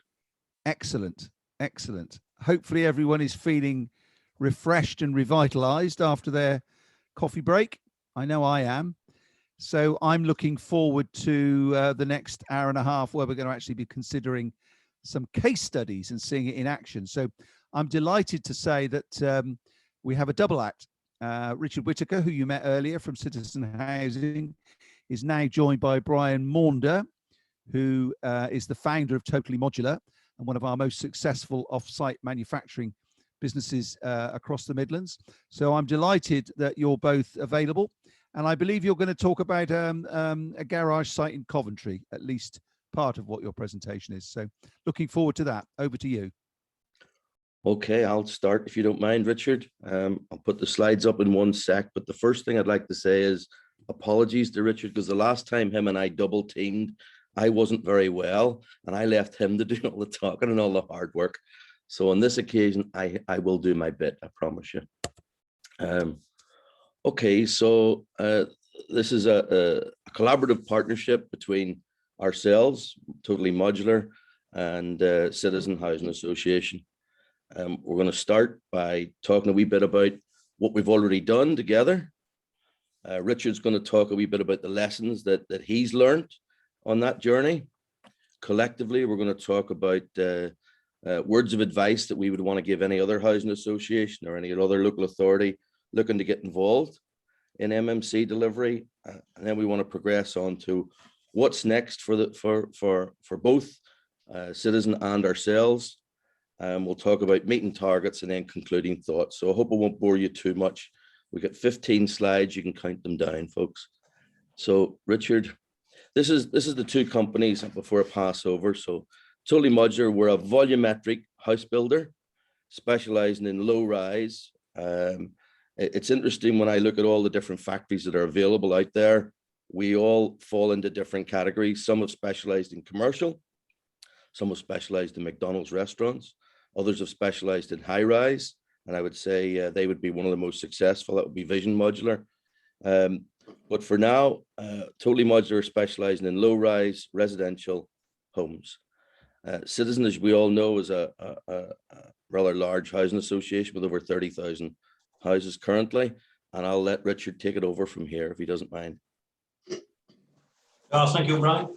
Yeah, Citizen, we've got 30,000 properties. We've got an ambitious growth program. We delivered 457 last year despite COVID, which was helpful. This year the target is 633. So very, very busy. I'm looking for people to sort of work with. Bring us package deals if anybody's out there listening and has a package deal for us. So if you could share the slides, Brian, I'll go straight into our presentation. So this was the first project we've committed, Little Thorpe. Richard, do you want to talk about this one? Certainly will, if you don't mind. I think while Brian's putting that slide up, I think it's worth talking about the journey, getting to a position of being able to do a pilot. And that journey took about 6 years. And now, because when we first looked at it in a previous life for another company, MMC Modular at that time was 30% more expensive. And at the time, I had a budget to deliver 1,200 homes. So I could deliver 1,200 new homes slower or 900 new homes quicker. And we had 5,000 people on the waiting list. So you're going to deliver 1,200 homes because of the poor conditions that people are living in, overcrowding, poor sort of standards of housing and all that sort of thing. But we kept in touch with a number of sort of modular companies. As things come on, efficiencies came into play, and we got into a position of looking at the Little Thorpe scheme. And if you can see on this first slide, it shows before, that was a scout hut. Somebody didn't like the Scouts, so they burnt it down, and it just became an area of blight for, gosh, a good few years before this opportunity came. And, you know, one of the things about developing sort of infill sites, it's not just about providing houses, it's about investing in the community, and it's about raising the entire area by getting rid of these sort of difficult areas that can attract antisocial behaviour and sort of fly tipping. And it should be worth mentioning that piece of concrete you can see on the left was ridiculously thick for a timber shed that was a Scout hut. That came as a bit of a surprise. So next slide, please, Brian. So we set off to deliver 2 3-bed, 5-person houses.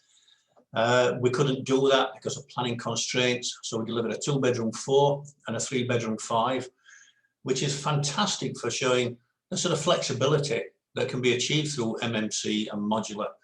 And although people talk about standardization, and that is important, you also need flexibility, because as a client, you have to hit viability parameters. And had we not been able to put 2 units on this site, it wouldn't have been viable. So that's worth sharing. So what do we want to achieve? Well, we want to get rid of gas wet central heating, get rid of that dirty energy. We included photovoltaic panels with battery backup, and we did that as a lease deal.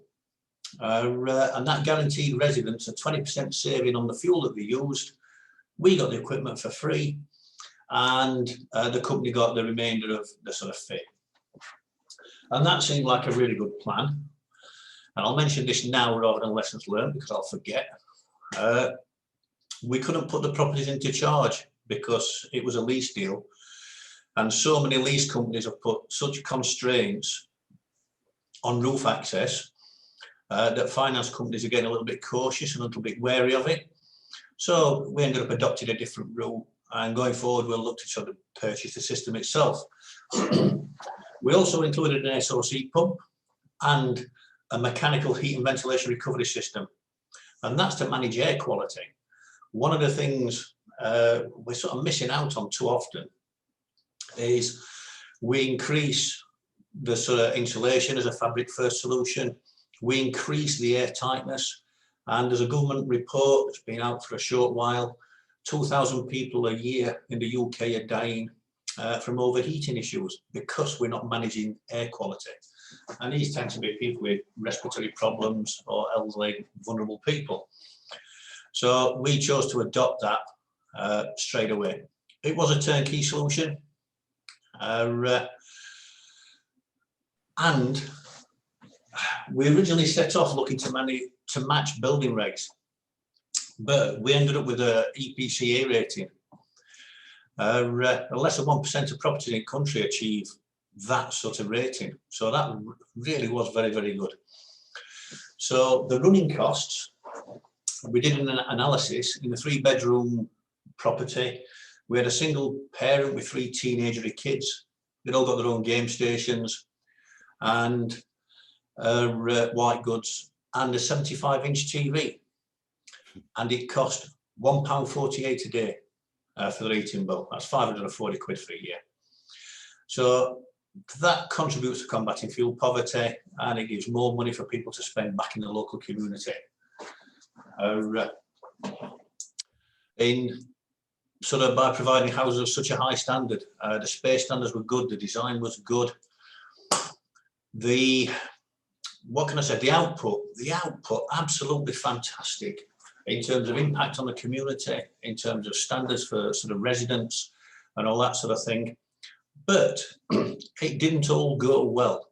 And if I could have the next slide, please, Brian. Over to you. Right, lessons learned, of which there are a few. So we use a standard form of contract, which were JCT, which can be adapted for sort of partnering and collaboration. We just didn't. And basically the factory is like a sausage machine. They keep churning things out. And when you get problems on site, and if I were to ring Brian up and Brian were to ring Andrew up and Andrew were to ring whoever up and then come back to it, by the time you've done that, which is traditionally what we do on traditional sites, we have time, the factory's done their bit and then it comes and runs you over like a bus. So you have to be proactive. You have to sort of recognise that you can't adopt traditional methods of delivery if you're adopting modern methods of construction. It has to be a modern method of delivery as well. So you have to be proactive. You have to include short-term plans. You have to be looking ahead to weeks 2, 3 and 4. Otherwise, you just get lost and it becomes a rear-ender program that becomes very difficult, and that's exactly where we ended up. We had no risk register. Nearly every job has a risk register. We didn't have one. So that's a massive own goal. But despite that, we delivered it. And as the original target was 12 weeks, it took us 18 weeks. And that's because there were single orders because there were only 2 units and other developers were getting priority. And it sort of meant we kept having to wait for materials.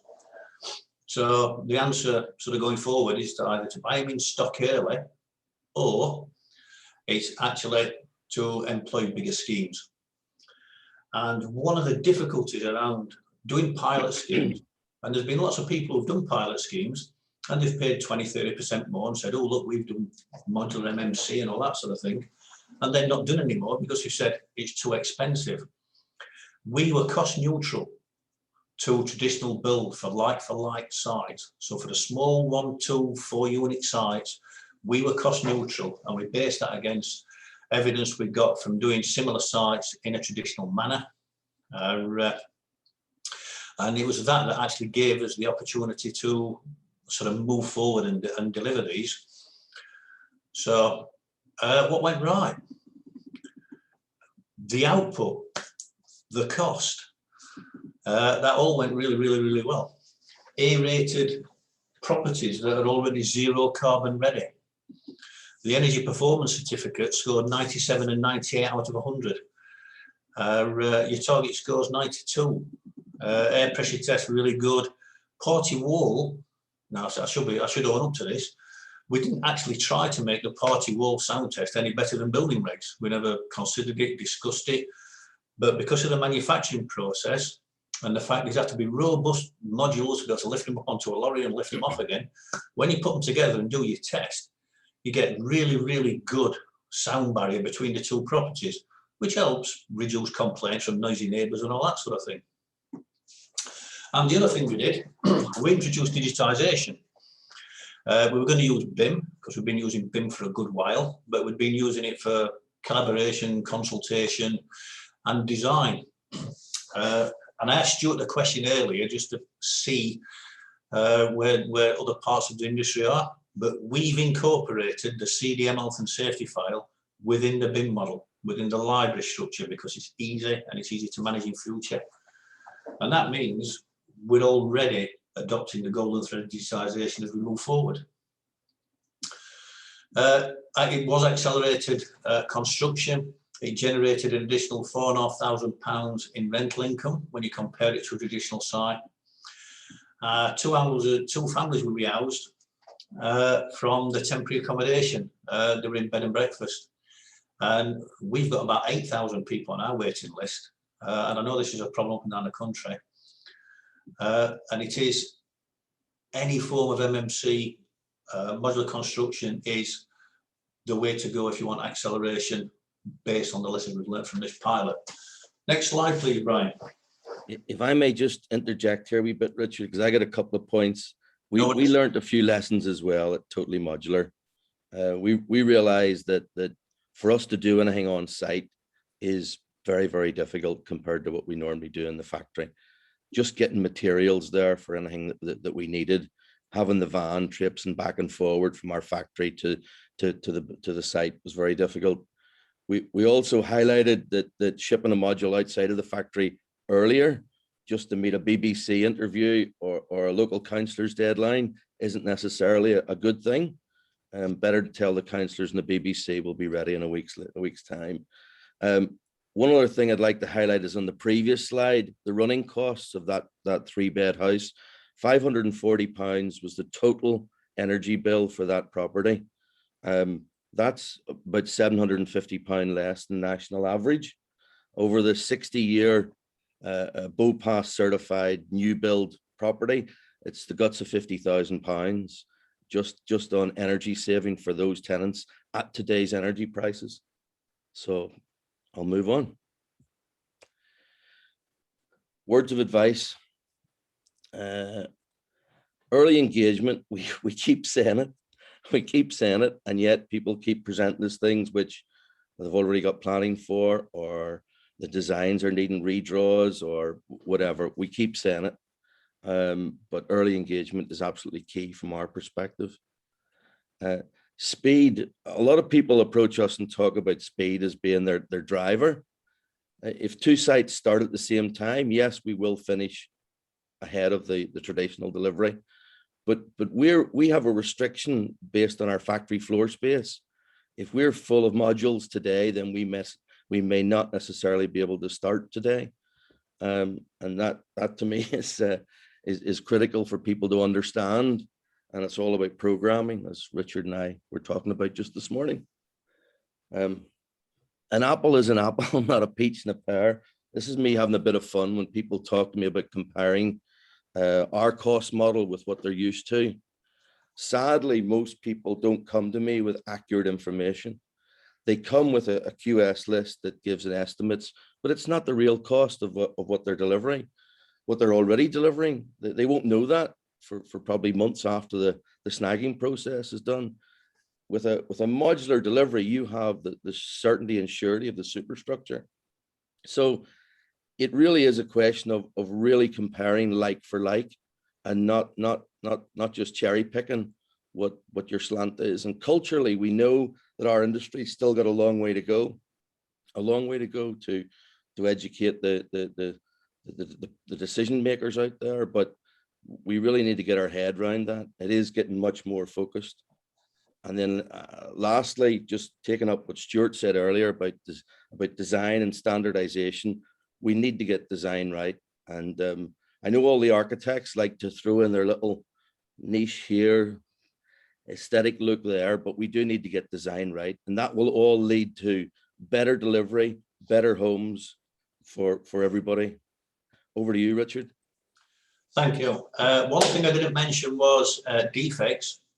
At the end of the DLP period, we had 3 defects, and that's a little harsh on totally modular, because one of the defects was a leaking tap, which then damaged the unit underneath it. So it was incidental works. We could have counted it as 1 defect, but it were 2 visits, so we counted it as 3 defects. So that's an average of 1.5 defects per property in DLP period. My typical average is 5.6. So from a quality perspective, that's also a significant improvement. So words of advice, collaboration. You must have a program. The program drives everything, and you have to sign up to it. It's no good employing a contractor and an employee's agent and then sitting back and just watching them. You have to get in the trenches, because it is a different way of sort of managing. That's the sort of challenge now, is to change our thought processes and culture from adversarial, traditional, into collaborative, supporting sort of delivery. Choose a contract that's got an early warning facility within it, such as the NEC. That's what we'll be using going forward on garage sites. You must have a short-term plan for the 2-3 weeks, and that can be produced by whoever's supplying your houses. That's their responsibility, but then you just have to meet it.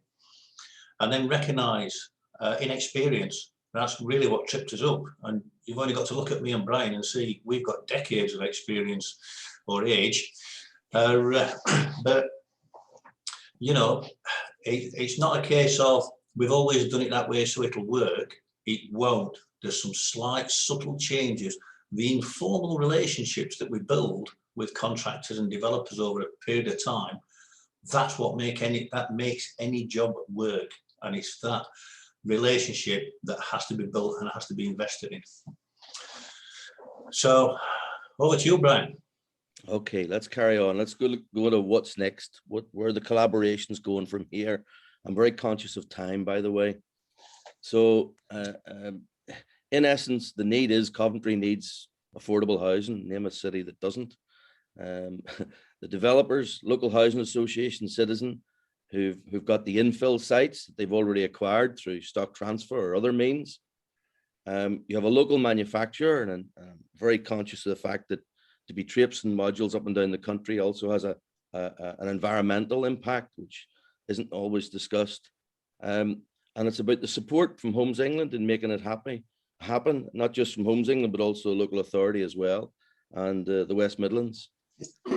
Anything you want to add there, Richard, or should we carry on?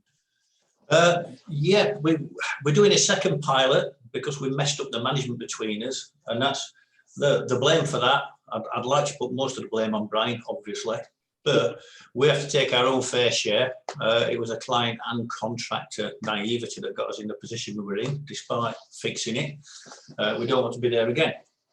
So I've got 24 homes across 8 sites that we're just in process of delivering. The first one comes out of the factory at the end of this month. And we're working closely, obviously with Homes England, and they're promoting MMC and modular through their next round of programme funding, but also with Coventry. And Coventry specifically asked for certain house types, which is where my challenge comes for sort of standardisation, particularly on this type of site, or non-standardisation is a better term. And what they asked for, they wanted either bungalows or larger properties wherever possible. And larger properties are 3-bed 5s, 4-bed 6s, 5-bed 8s, because there are some large families in temporary accommodation. The bungalow, the idea behind the bungalows is there'll be a local lettings policy which offers a bungalow to either an elderly couple or single person who's in a family house. So we can release a family house by them moving into a sort of bungalow. That will then lead to our big tender. Assuming it's successful, no reason to think it's not. We've learned a lot already. But I've got a tender coming out, subject to approval, planning, technical approval, assuming all that happens. And it's for 76 sites of over 200 units. And these are spread all across Coventry. And we will change so many estates in Coventry by developing these small sites that are just a blight on everybody. But equally, we're developing a model that's replicable. And we've taken so many lessons out of constructing excellence. For example, payment, traditional method of payment of materials on site, not particularly covered. There is a guide from Constructing Excellence that talks about vesting certificates and title of goods. And that's absolutely essential for anybody to understand that. So go and look at your Constructing Excellence guides. And as we deliver this sort of larger program, the expectation is it will also lead to larger sites. So we'll remove blight and prove the benefits of what we can do on larger sites by introducing more efficiencies. Over to you, Brian. Okay, so let's just get this to move up. Oh, this isn't moving on me now. Ah, here we go. So it was mentioned earlier about the hub and spoke method. We absolutely endorse that. Stewart mentioned it with what they want to do with the panel system. We believe that the local homes should be assembled. There's no reason why design and procurement can't be taken care of in one central location, but the actual assembly part can be done locally. 1 second. Going the wrong way now. So very, very quickly, the first home that's coming out the door, we've partnered with a company called IOPT. And this is about giving the tenants a better experience and the landlord a better handle on what's actually going on within the property. This is a sensor system, and this is one of the UK Innovate grants that Totally Modular is taking part in conjunction with Citizen. And this is about having a series of sensors around the home, that will report, and it'll actually report this via an app to the social landlord. But it's about giving the landlord indications of what's going on and what's happening within the home, measuring various levels there. I had to clarify what illegal use was, and apparently that's growing unnecessary products that are not legal in the UK, but that's what it is for those that are curious. I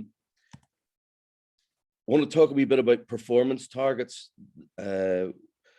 Citizens are asking for A-rated homes, and we're already working to that aim, but we're also trying to give the option of future home standard. And we believe that that's possible today. We don't need to wait till 2025 or 2040 or 2050. We can actually do it today. And there's no reason why we shouldn't be. As that's highlighted, without even thinking of that, we're down to very, very low cost homes to run. And that benefits everybody. It affords up money for the tenant to pay their rent. Okay. Then we have the strategy here supporting government targets. So at the left here, you've got totally modulars, aims, if you like, building better, building far more greener homes and building them faster in a much more predictable way. But that's in alignment with what the West Midlands and what Colette was talking about earlier. Brownfield regen, job creation, the hub and spoke element, the unemployment in parts of the city. There's no reason, if the volumes are there, why that can't be employing people and really supporting the local communities. Digitization's already been mentioned. And then you have at the far right, you have Homes England, what Homes England are looking for, and obviously the pre-manufactured value of 55 for them to support it. We've already done this exercise. We're in excess of 70% on that. Anything you want to add on that, Richard?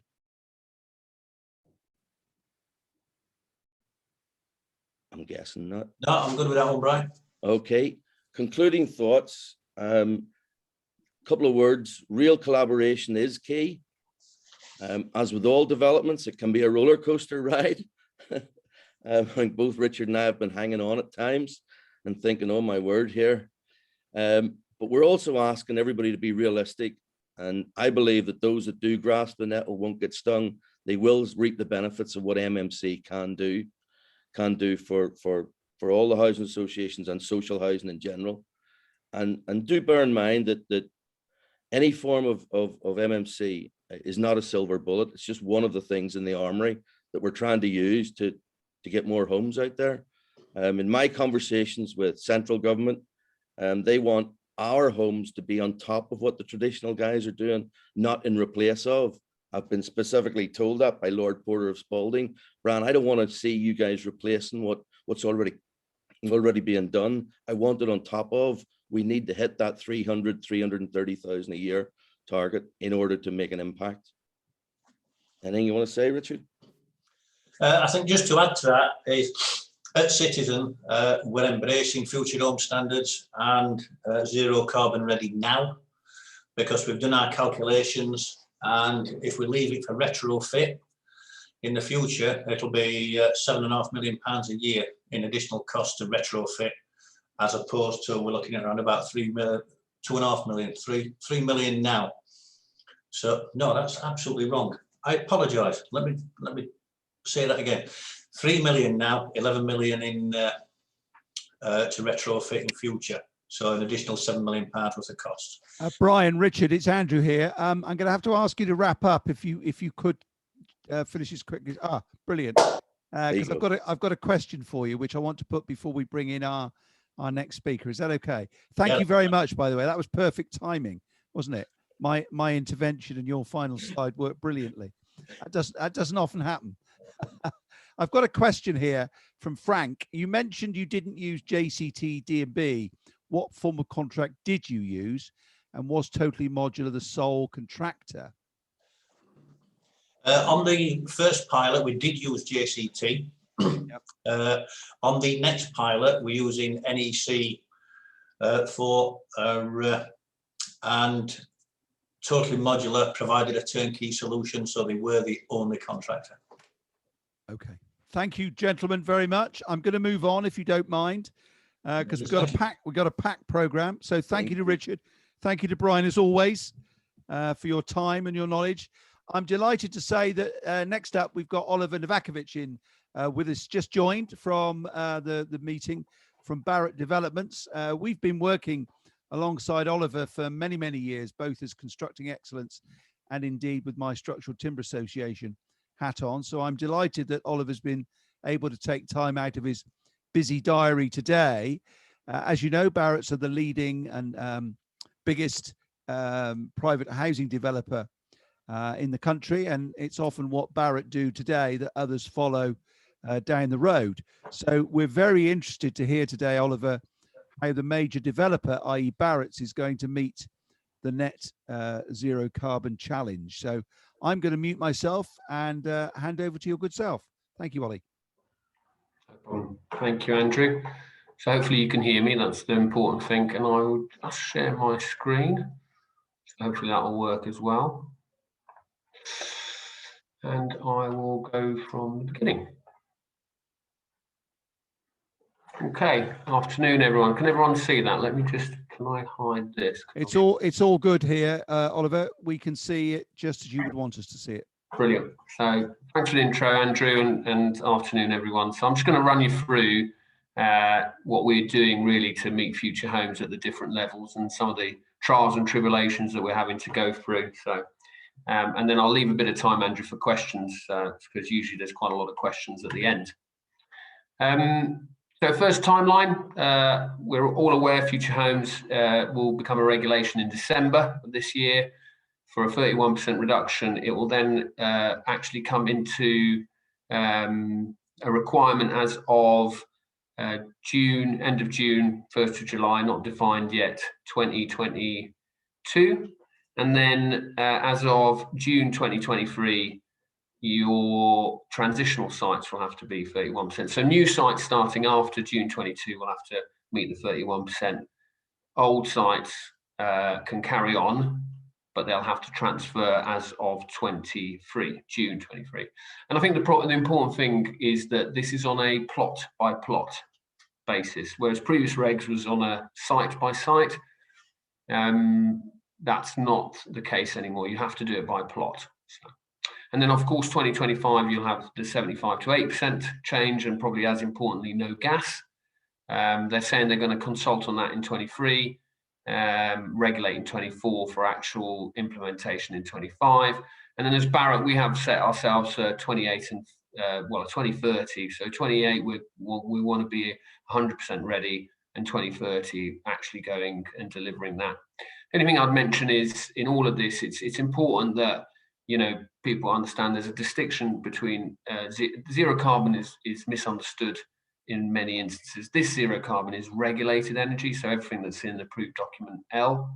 When you talk to people, local authorities and others who are sometimes talking about what they would call net zero, they're usually including unregulated. So that's all of your sort of black goods and other energy that's not regulated. So we're quite lucky. We've done a lot of work around zero carbon, both when the Co-Sustainable Homes was about and since. So we built one of the first zero carbon houses called the Greenhouse at the BRE. We also delivered 200 plus houses at Hannam Hall in Bristol that were zero carbon based. So we're quite lucky that we've actually delivered this level in our housing and in the processes. So we've got a good understanding of it. We're also doing some good projects with a couple of universities, Birmingham and Salford. With Birmingham, we've actually got a couple of PhD students looking at indoor air quality and overheating, which is an important component of zero carbon. And we've done quite a lot of previous innovation into the marketplace, MMC, smart technology. So we have something called new product introduction process, which I'll talk a little bit about. And then I know that Stewart's talked about our AIM-CH project, which is a £6 million grant project, mainly MMC, industrializing house building based, but actually we've been able to look at some net zero stuff going forward in it as well. What do we do today? Simply put, let me see if I can actually move this. Perfect. Today, we've gone from what was, well, Christ, we've gone from what was probably between 10 and 15 air tightness down to 5, which helps because, you know, otherwise your house becomes basically a radiator for the earth. We've made boilers very efficient, you know, over the years. Obviously, we stay with radiators. We've got insulation in our walls, roof and floors greater than we used to. And we've got double glazing. So, you know, most of you will know what a today new house looks like. So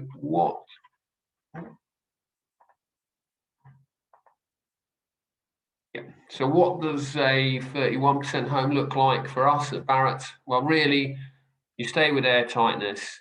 You introduce, if you like, recovery systems. So for us, it's flue gas heat recovery because you can still use gas and wastewater heat recovery. So you're recovering the heat out of these systems and putting it back in the house, so making it more efficient. We are looking at wider cavities, as are others. We stay with double glazing. A few may look at triple, but there are some concerns around health and safety. You start having to separate the glazing out. We'll look at standard radiators, and obviously the big introduction is photovoltaics. I mean, for us, we are currently doing photovoltaics on pretty much every house in Scotland. So we've got a good idea of what's needed, the implication of PVs and the processes needed. I suppose the challenge will be getting the people to do them and the actual capacity, because everyone's going to look at PVs. Although a few of the smaller to medium-sized house builders are looking at air source heat pumps. If we then move on to 75%, there's a lot more than just the 75%, I should say here. But what I'll do is I'll pick the ones that are specific to our 75%. So the big one is air source heat pumps. Realistically, probably currently the only viable solution that we see. So, and the reason I say that is hydrogen is at a trial stage and currently would seem to be aiming for refurb. Could change, but as it stands in our conversations, it's 5 to 10 years away. And electric, direct electric, is quite expensive to our customers. So for us currently, air source heat pumps is important, and I'll just keep that in mind when I come later on to some of the barriers. We maintain our wastewater heat recovery, we get a lot of carbon return with wastewater heat recovery. We would look at underfloor heating and larger radiators because you need a much greater surface area because your temperature of your water is sort of around on an air source heat pump. You'd say about 45 to 50 compared to, your 65. So again, there are some issues with that we need to deal with. You would enhance your double glazing. You're pretty everyone will have to look at their walls, whether that's masonry, timber frame or steel. You still have to do photovoltaics. You'll have to introduce mechanical ventilation because you'll move down to a free air tightness, or we would move down to a free air tightness. And then the reason I've put some others is because one of the big question marks is whether the grid will have sufficient electricity to feed all these new only electric homes, because on top of that, you're going to add electric car points. So you're going to take a lot of electricity out of the home. So one of the options to that is looking at battery storage and how that can support the process. But obviously there's lots of costs associated with all these things.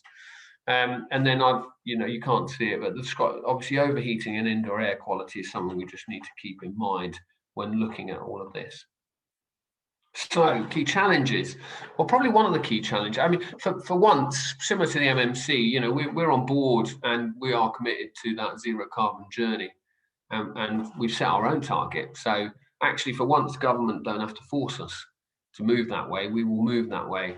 The problem we currently have slightly with the Future Home Standard is that actually there's not real clarity from government. And when I mean that, it's more clarity and tools. So we don't, so for example, we use SAP as a tool to deliver and understand the implications of future homes, and currently the tool hasn't been finished.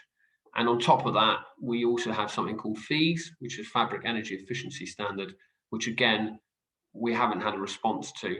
And the problem we have is probably like many on the call, it'll probably take us 6 to 12 months to get our business ready to go from where we are today to where we want to, you know, where the new sites will be.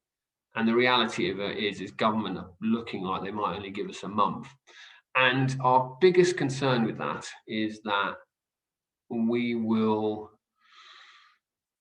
deliver solutions as a sector that may not actually work, and our customers may end up complaining about it. And in the worst case, it gets in a newspaper articles, and before you know it, a technology like air source heat pumps, which works all over the world, in fairness, doesn't work because it hasn't been done properly, and it gets taken off because, you know, you get one of those panorama sort of programs saying that, you know, they don't work. So we need clarity from government on tools. We need tools early and clarity now, and it looks like that's 4 or 5 months away. Skills, if you look down here, just if you look at one, so for example with air source heat pumps, you know, to deliver you know, the numbers that government are looking at on air source heat pumps, we've got quite a journey to take, because, you know, we're going to need the sort of 20 to 26,000 installers, and as you can see, we're around whatever, let's be positive and say we've got about 1,500. There's a big set of training needed. This is the process the air source heat pump people go through with regards to training the trade, and that's if they are already a plumber, an engineer. If they're not, same, you know, PVs is in the same position. And then probably the other big one is customer knowledge. So a classic would be that previously, when air source heat pumps have been used, that there is many situations where they had to be taken out because customers complained that the radiators were too cold. And that's because they used to putting their hand on radiators that are at 60, 65 degrees. And that's very hot compared to 45, which isn't. So we've got to do a bit of an education between us all. I've talked a bit on overheating. So, I mean, capacity, you know, you just look at PVs, you're talking about, you know, I think you're talking about in the new build market, if you look at what's currently built, and if we all did it, you're talking, you know, 800 to 900,000 PVs needed, and then you've got to put them in. We've talked about grid capacity, that, you know, there are sort of differing views. Some say there is the capacity in the grid, others say there isn't. Probably the more informed say there is in most or many areas, but there isn't in some. So that means, you know, that we have to be careful on where we buy our land and where we build, because it has to have the capacity. We've talked about EVs and the process and SAP being ready. Of course, you know, and I'll go into a bit detail about some of the things, the consequential impacts, and I've talked about customer awareness. So the one that we use quite a lot with government and others is about the consequential impacts. And I suppose, you know, in our process, we look at the, you know, I call it the 4 Ps of people, process, performance, and products. So, and these, within each one, if you're looking at future homes, you have to look at, so from people, we've got to think, you know, I've got to train 6,000 people within the Barratt business, 30,000 trades, and, you know, well, at least 18,000, but let's say 36,000 customers every year. And that's, you know, for the customer's rolling process, you know, all the designs will change. My maintenance approach, you know, how buildable are these technologies, you know, and of course I've got a lot of stakeholders, mortgage lenders, warranty providers, local authorities, NHBC, you know, look, the list is long of everybody, and a lot of them will look to us guys with the supply chain to inform, to, you know, to tick all the boxes, as well as ticking our own boxes. And then, you know, a lot of the products have been designed for different climates and different countries. So, you know, in France, most of Scandinavia, air source heat pump is quite a standard approach. They obviously have different temperatures, different low temperatures, different high temperatures. So the kilowattage, maybe there's more efficient kilowattage. And then obviously performance, you know, we are being driven about what is the as-built performance. So what is the house actually going to deliver? And then we've talked about building physics. Now, the issue we have, and part of the reason we need time, is if you change any one of those, you impact on all the others in most cases. So what you can't do is just change the air source heat pump without having fully developed the training packages needed, looked at how it impacts on performance and the process of delivery. So the thing about this change, Future Homes, I've been in the sector for 25 years. I don't think there has been as big a change in a standard and as big an impact on housing as this one. And it's because there's so much changing. And so, you know, especially in 2025, when there's no gas, you know, and all of the things I've gone through, previous changes have pretty much been, you know, sort of quite singular. In fairness, I suppose it would be fair to say Part B post Grenfell has had a similar change. But I think this is probably the biggest change I've ever seen that the sector needs to get ready for. I think a positive is we are in the same place as government and others that we have to do this. But I think probably from my point of view, having done quite a lot of this kind of innovation, the risk is we go too fast. And I think that's where we're at currently in most of our conversations. So that's it. I will stop sharing my screen. Oliver, thank you as always. It's all right, Thank you.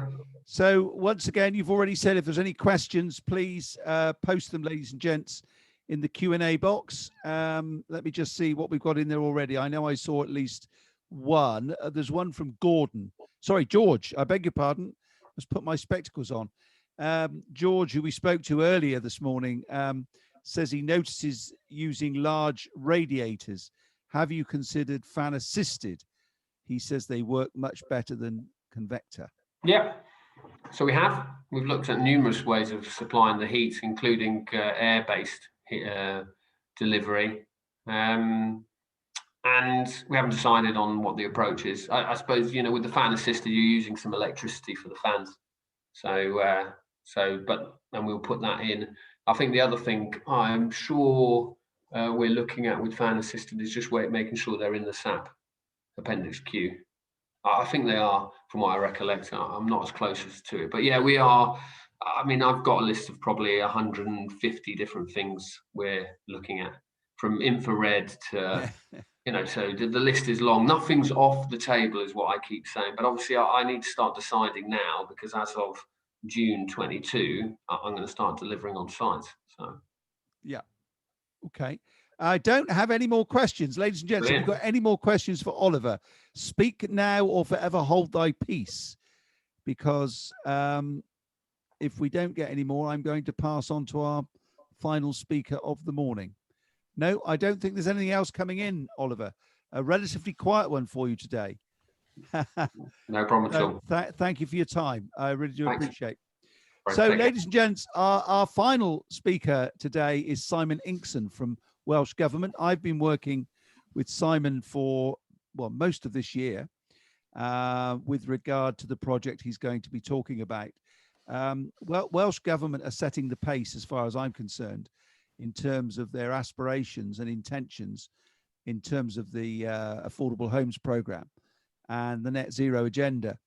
A very exciting project which Simon's going to outline now, which I've been involved with, as I say, as part of the Structural Timber Association. But as far as I'm concerned, this could and should be held up as best practice in terms of the route to net zero. So I'm not going to say any more. I'm not going to steal your thunder, Simon. I'm going to mute myself and hand over to you, sir. Thank you, Andrew. And my slides have magically appeared because of technical issues. I was unable to control it. So good afternoon, everybody. As Andrew said, I'm Simon Inkson, and I'm the lead for council house building at scale and pace within Welsh Government. And I guess a little bit of context. Housing is part of the portfolio of the Minister for Climate Change, Julie James. So housing sits alongside planning, transportation, forestry. And one of the new administration's commitments is to deliver 20,000 low carbon homes within the next 5 years, which is a huge ask in Wales. Another aspect of my role is I'm the divisional champion for the use of timber in construction. So that's a bit of background. So hopefully by the end of this presentation, you'll have some clarity about why we need to act, the imperative, some background to the project, where it's come from. You'll have some idea about how we're proposing to change social housing construction in Wales through collaboration, and that's a collaboration between government and social landlords and between designers and manufacturers. You'll have some idea about what the product of this collaboration will be, and also some idea of the timelines, and also a good idea of how we're hoping to use this project as a springboard to contribute to the green housing-led recovery in Wales. And a final bit of introduction, this project is really around collaboration between, as I said, social landlords and government, and between manufacturers and designers. And I believe it's critical that if we're to make the giant leap to delivering net zero carbon homes over the next 10 years. Individual organisations don't have the mass to act as a springboard for transformation across the sector, but I think by working together, we can deliver that. And there are some similarities to what I'm going to be saying to the Offsite Housing Alliance. Our initiative is slightly smaller in scale, but it's more material specific, and it has a focus on upfront and embodied carbon of what's being delivered. Because the only opportunity you have to reduce your upfront or embodied carbon is when you build. You don't get the opportunity to do that through retrofit. So we could move on to the next slide, please. Thank you. The colours are a bit garish on this slide, but the first diagram to the left is a chart showing annual CO2 emissions by region between 1750 and 2017. And I think that really shows you the challenge that confronts us all. Just after the Second World War, CO2 emissions have grown exponentially. The second diagram shows a global temperature change between 1850 and 2019. And I think you'd probably be fair to say that CO2 emissions and global temperature increase are closely aligned. And that's really the background to the climate emergency and the challenge that we're faced. The Senedd, or the Welsh Parliament, was the first UK administration to act by declaring a climate and biodiversity emergency in April of 2019. Before that, the Environment Act Wales was introduced in 2016, which set interim CO2 emission targets for Wales. So by 2030, CO2 emissions are required by law to be 27% lower than they were in 1990. By 2040, 45% lower, and by 2050, 80% lower.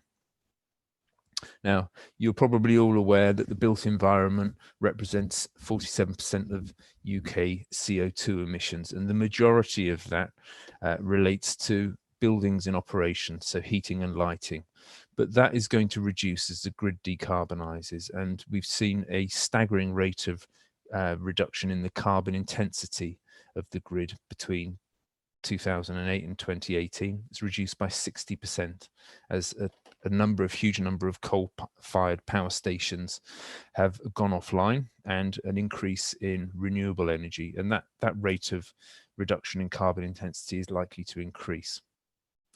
At the moment, though, we only regulate for the energy efficiency of buildings, but I believe that the regulation isn't far away in relation to upfront carbon associated with the construction of homes, particularly when you think and you bear in mind these two figures, that construction accounts for 10% of UK CO2 emissions, and more than 50% of the lifetime carbon emissions of a home are spent before the first occupier crosses the threshold. So we need to give much more emphasis to upfront and embodied carbon.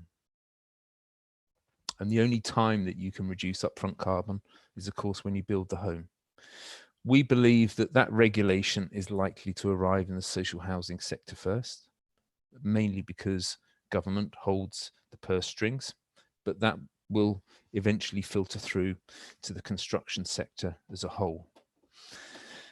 And the move towards net zero carbon whole life homes will require us to choose carefully the materials we use in construction. And this collaborative project is about accelerating that transition. And we believe that timber is going to be a critically important product moving forward for 4 main reasons. Firstly, as trees grow, they sequester CO2. So the more trees we grow, the more CO2 sucked out of the atmosphere. Secondly, for every ton of every ton of wood contains half a ton of biogenic carbon. Using timber in construction, and particularly as the main structural element, locks up that carbon for the life of the building, which is critically important. Third, timber and timber products provide low levels of embodied carbon compared to other more carbon intensive materials such as concrete and steel. And fourthly, there are a whole range of timber products such as CLT or glulam and other engineered timber products that can replace steel and concrete, thus reducing the levels of carbon in construction. You could also say that timber is the only construction product that is part of the solution to the climate emergency rather than being a major cause of it. Could we have the next slide, please?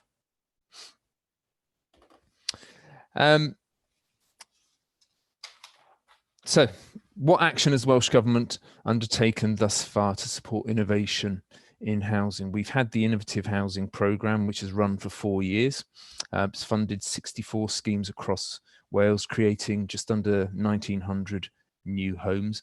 This has been a test bed to try out a whole range of different technologies. So many of the homes feature what I would describe as lots of bling, such as PV panels, battery storage, to achieve net operational carbon standards or net zero operational carbon standards. But 85% of those homes which have been developed are timber framed, and just under 50% of them have used Welsh timber. Later on this summer, we will launch the new standards for social housing construction, which is called Welsh Design Quality Requirements 2021, Beautiful Homes and Places, and that will advise landlords to focus on reducing carbon in construction and give particular focus to the circular economy. And we are also looking at the introduction of changes to capital funding terms and conditions, which will firstly require landlords or encourage landlords to undertake lifetime carbon assessments of the homes that they develop, with a view to getting them to focus on upfront carbon. And then we will require landlords to undertake LCAs. And at some point in the future, yet to be defined, we will start to limit upfront carbon in construction of the homes that are funded by funding from Welsh Government. But critically importantly, as part of that journey as well, is to encourage and then require post-completion performance evaluation studies on the homes that are being funded by Welsh Government to ensure that homes achieve the as-built performance achieves that designed. Could we have the next slide, please? So the background to this project, as I said, my role in Welsh Government is to support the 11 local authorities which have got a retained housing stock to get back into the construction of new homes and quickly. And bear in mind, in Wales, we exited the housing revenue account subsidy regime in 2015, which is 3 years later than England. So Welsh local authorities have been slower out of the blocks than English local authorities. But as a means of getting the local authorities to consider alternative approaches, it was to speak to them about collaboration. And the 2 areas that they wanted to focus on in terms of collaboration was modern methods construction and zero carbon homes. So that's the one part of the background to this project. The other element was the Homegrown Homes project, a project which I'll talk a little bit later on about, which has focused the sector on using greater quantities of Welsh timber in construction. And also the proposal ties in with the objectives outlined in the Welsh Government strategy on modern methods construction, and also ties in with Welsh Government's willingness to support innovation. The project is very much a 4-stage process, and I'm going to talk you through in the following slides the four stages of that process. So we could have the next slide, please. The Homegrown Homes project, which I mentioned in the previous slide, which was funded by the Rural Development Programme, which was a mix of EU and Welsh Government funding, was a 30-month research project into interventions in the timber supply chain. And the purpose of the project was to see much more locally grown timber in the construction supply chain. The project was managed by Powys County Council, but was delivered by Wood Knowledge Wales in partnership with Trada, Coed Cymru and Cardiff Metropolitan University. One of the work packages of the project, and if you follow that web link, it will take you to that specific research report, was, sorry, not that, didn't want to move on to the next slide, thanks. We'll take you to that research report, and I'd recommend you have a look at it. It is a very good read. Was the design of a two-bed, 4-person house to net zero carbon home standard to REBA stage 3. Some significant learning from the project, and I'll talk more about it as we go through the stages of the project, was that building physicists suggest that the form in which the houses are built are going to have a significant impact on the affordability of delivering net zero carbon homes, and therefore flats and terraces are good, in as much as the thickness of the fabric required to achieve the level of thermal efficiency is less. So you use less material and it becomes more affordable. You're looking to deliver semi-detached and detached homes. You require a thicker fabric, more material and greater cost. So as we move towards zero carbon in housing construction, the way we live will need to change. And as we say in Wales, we'll need to catch up. If we could move on to the next slide, please. So the design team used these 4 design principles in the development of the net zero homes. So starting off on the right-hand side at 1:10 is to minimize embodied carbon. So the team tried or attempted to achieve the REBA 2030 climate emergency target standards, which is a challenge to do in Wales because of the topography and orientation of homes. Second is to minimize energy demand. So the purpose is to reduce space heating demand to around passive house standards. The third is to only use electric heating and the use of renewable energy. The fourth is the adoption of building performance evaluation to ensure that buildings' actual performance is as close to as design performance. And that's going to be critical as we move forward, because we need to eliminate the performance gap, which can be up to 50% worse than at the design stage. And lastly is to offset any residual carbon by either planting woodland or creating renewable energy capacity off-site. As part of this project, they identified that if you built a ultra-low carbon embodied home, that you would probably need to spend somewhere in the region of about £2,500 in planting fees to offset that carbon. If we could move on to the next slide, please. The second stage of the project was to take the work that was done by Wood Knowledge Wales to the next stage. So Powys County Council were awarded CRISP innovation funding by Welsh Government, and they bid for that on behalf of the 11 local authorities. And that was to take that design for a 2-bed, 4-person house to REBA stage 4. The outcome of that is that we've identified a fabric solution. So it's going to be an advanced panel system that would need to be insulated with either wood fiber or cellulose insulation.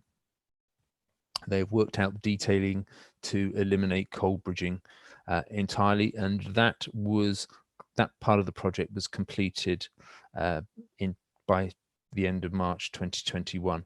This stage of the project involved a design group made up of colleagues from the client councils and also the technical members of the technical scrutiny team from Welsh Government, and it has thrown up a number of challenges, none of which are unsurmountable.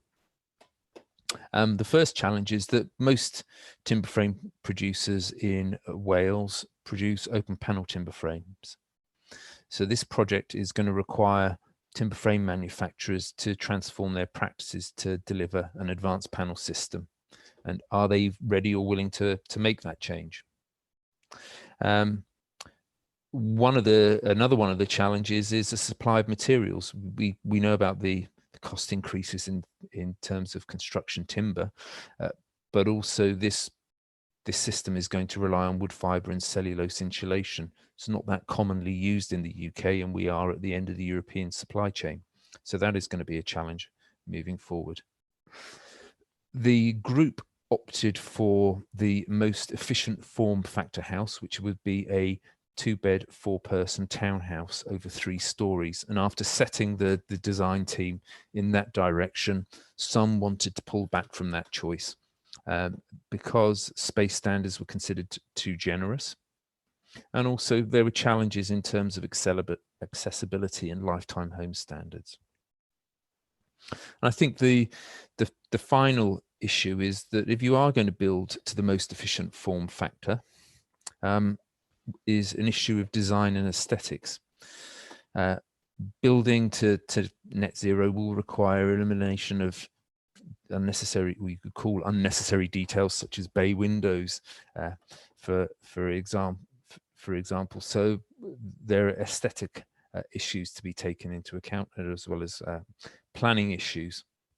And another challenge is obviously the adoption of building performance evaluation. It's going to be a key challenge to upskill the sector, to create awareness of the methods and ensure that there are sufficient skills in place to undertake building performance evaluation studies on completed homes. If we could move to the next slide, please. So stage 3, which is the stage that we're at the moment, is the 11 local authorities have now been joined by 3 housing associations, and they are about to go out to market for an innovation partnership. And the innovation partnership will be to design a suite of different property types, and the property types shown there: 1-bed, 2-person flats, 2-bed, 3-person flats, 3-bed, 5-person houses, along with the 2-bed, 4-person houses, constitute about 80% of what those social landlords will be building moving forward. So not only the design of those homes, but a standardized fabric solution. They were then going to want to prototype and test the build system for fire safety, structural stability, and buildability. They are going to want the system to achieve a system warranty.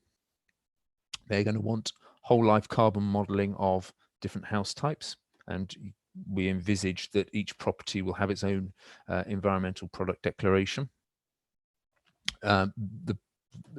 This stage of the project will also see the development of a manual for the manufacture and assembly of those homes, and some quality assurance accreditation for the manual.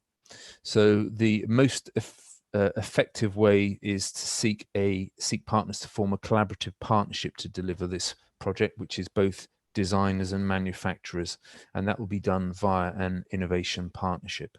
If I could move on to the next slide, please.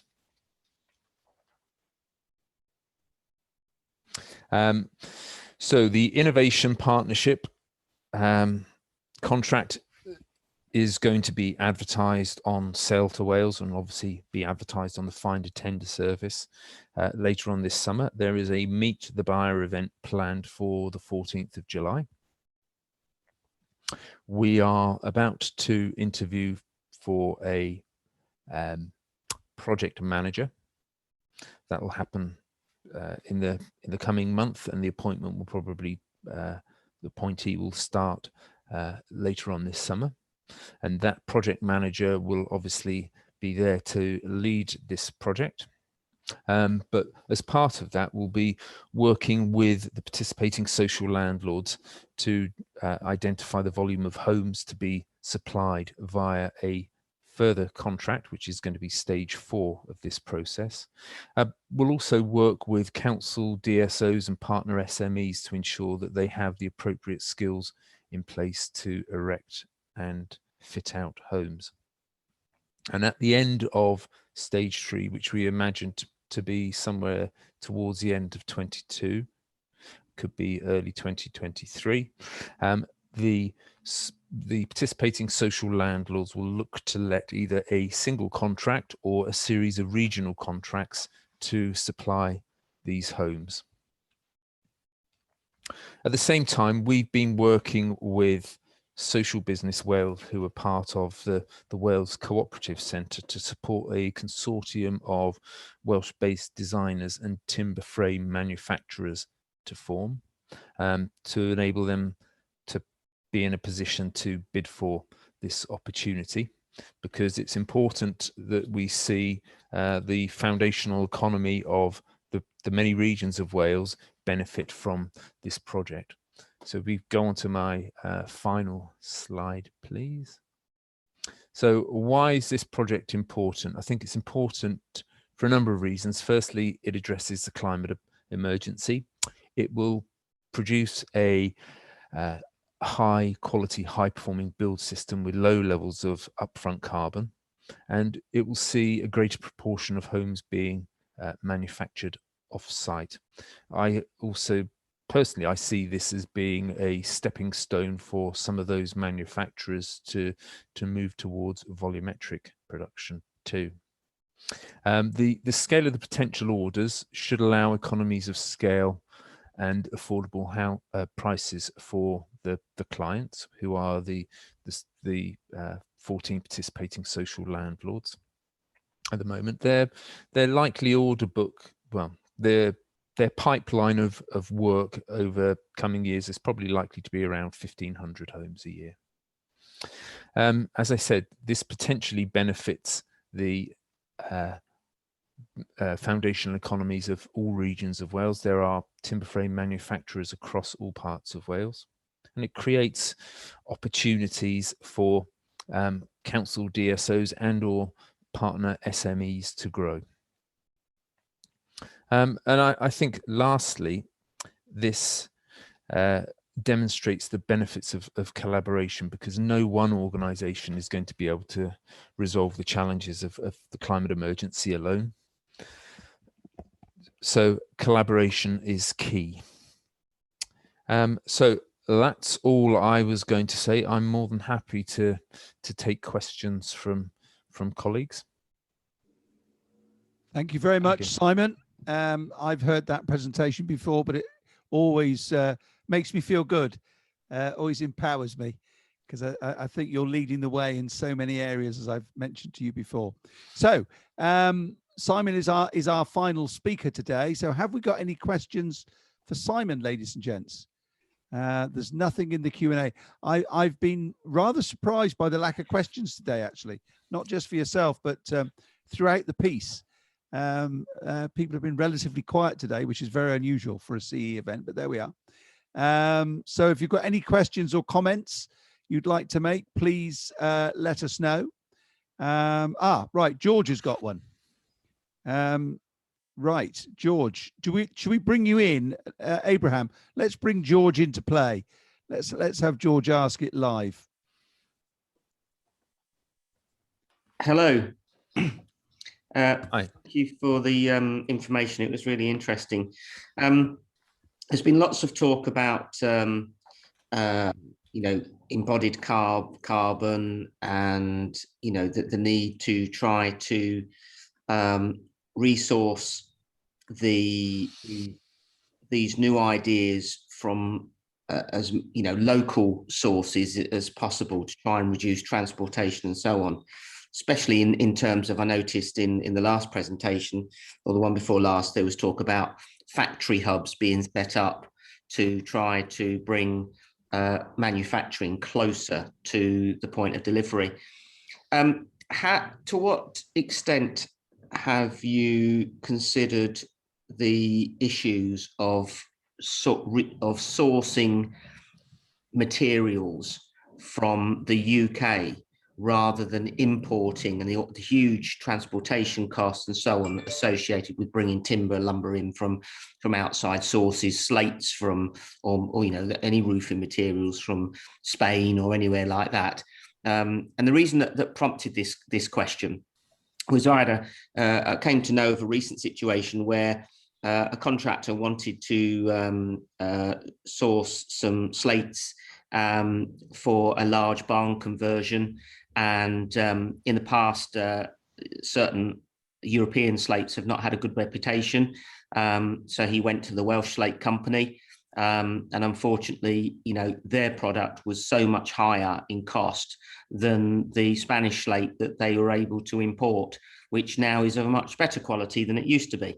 So it's kind of with that sort of, if you like, context, or that thought in mind, how much have you gone into the idea of trying to really reduce the carbon footprint by resourcing materials you know, within the UK? Do you want me to take that, Andrew?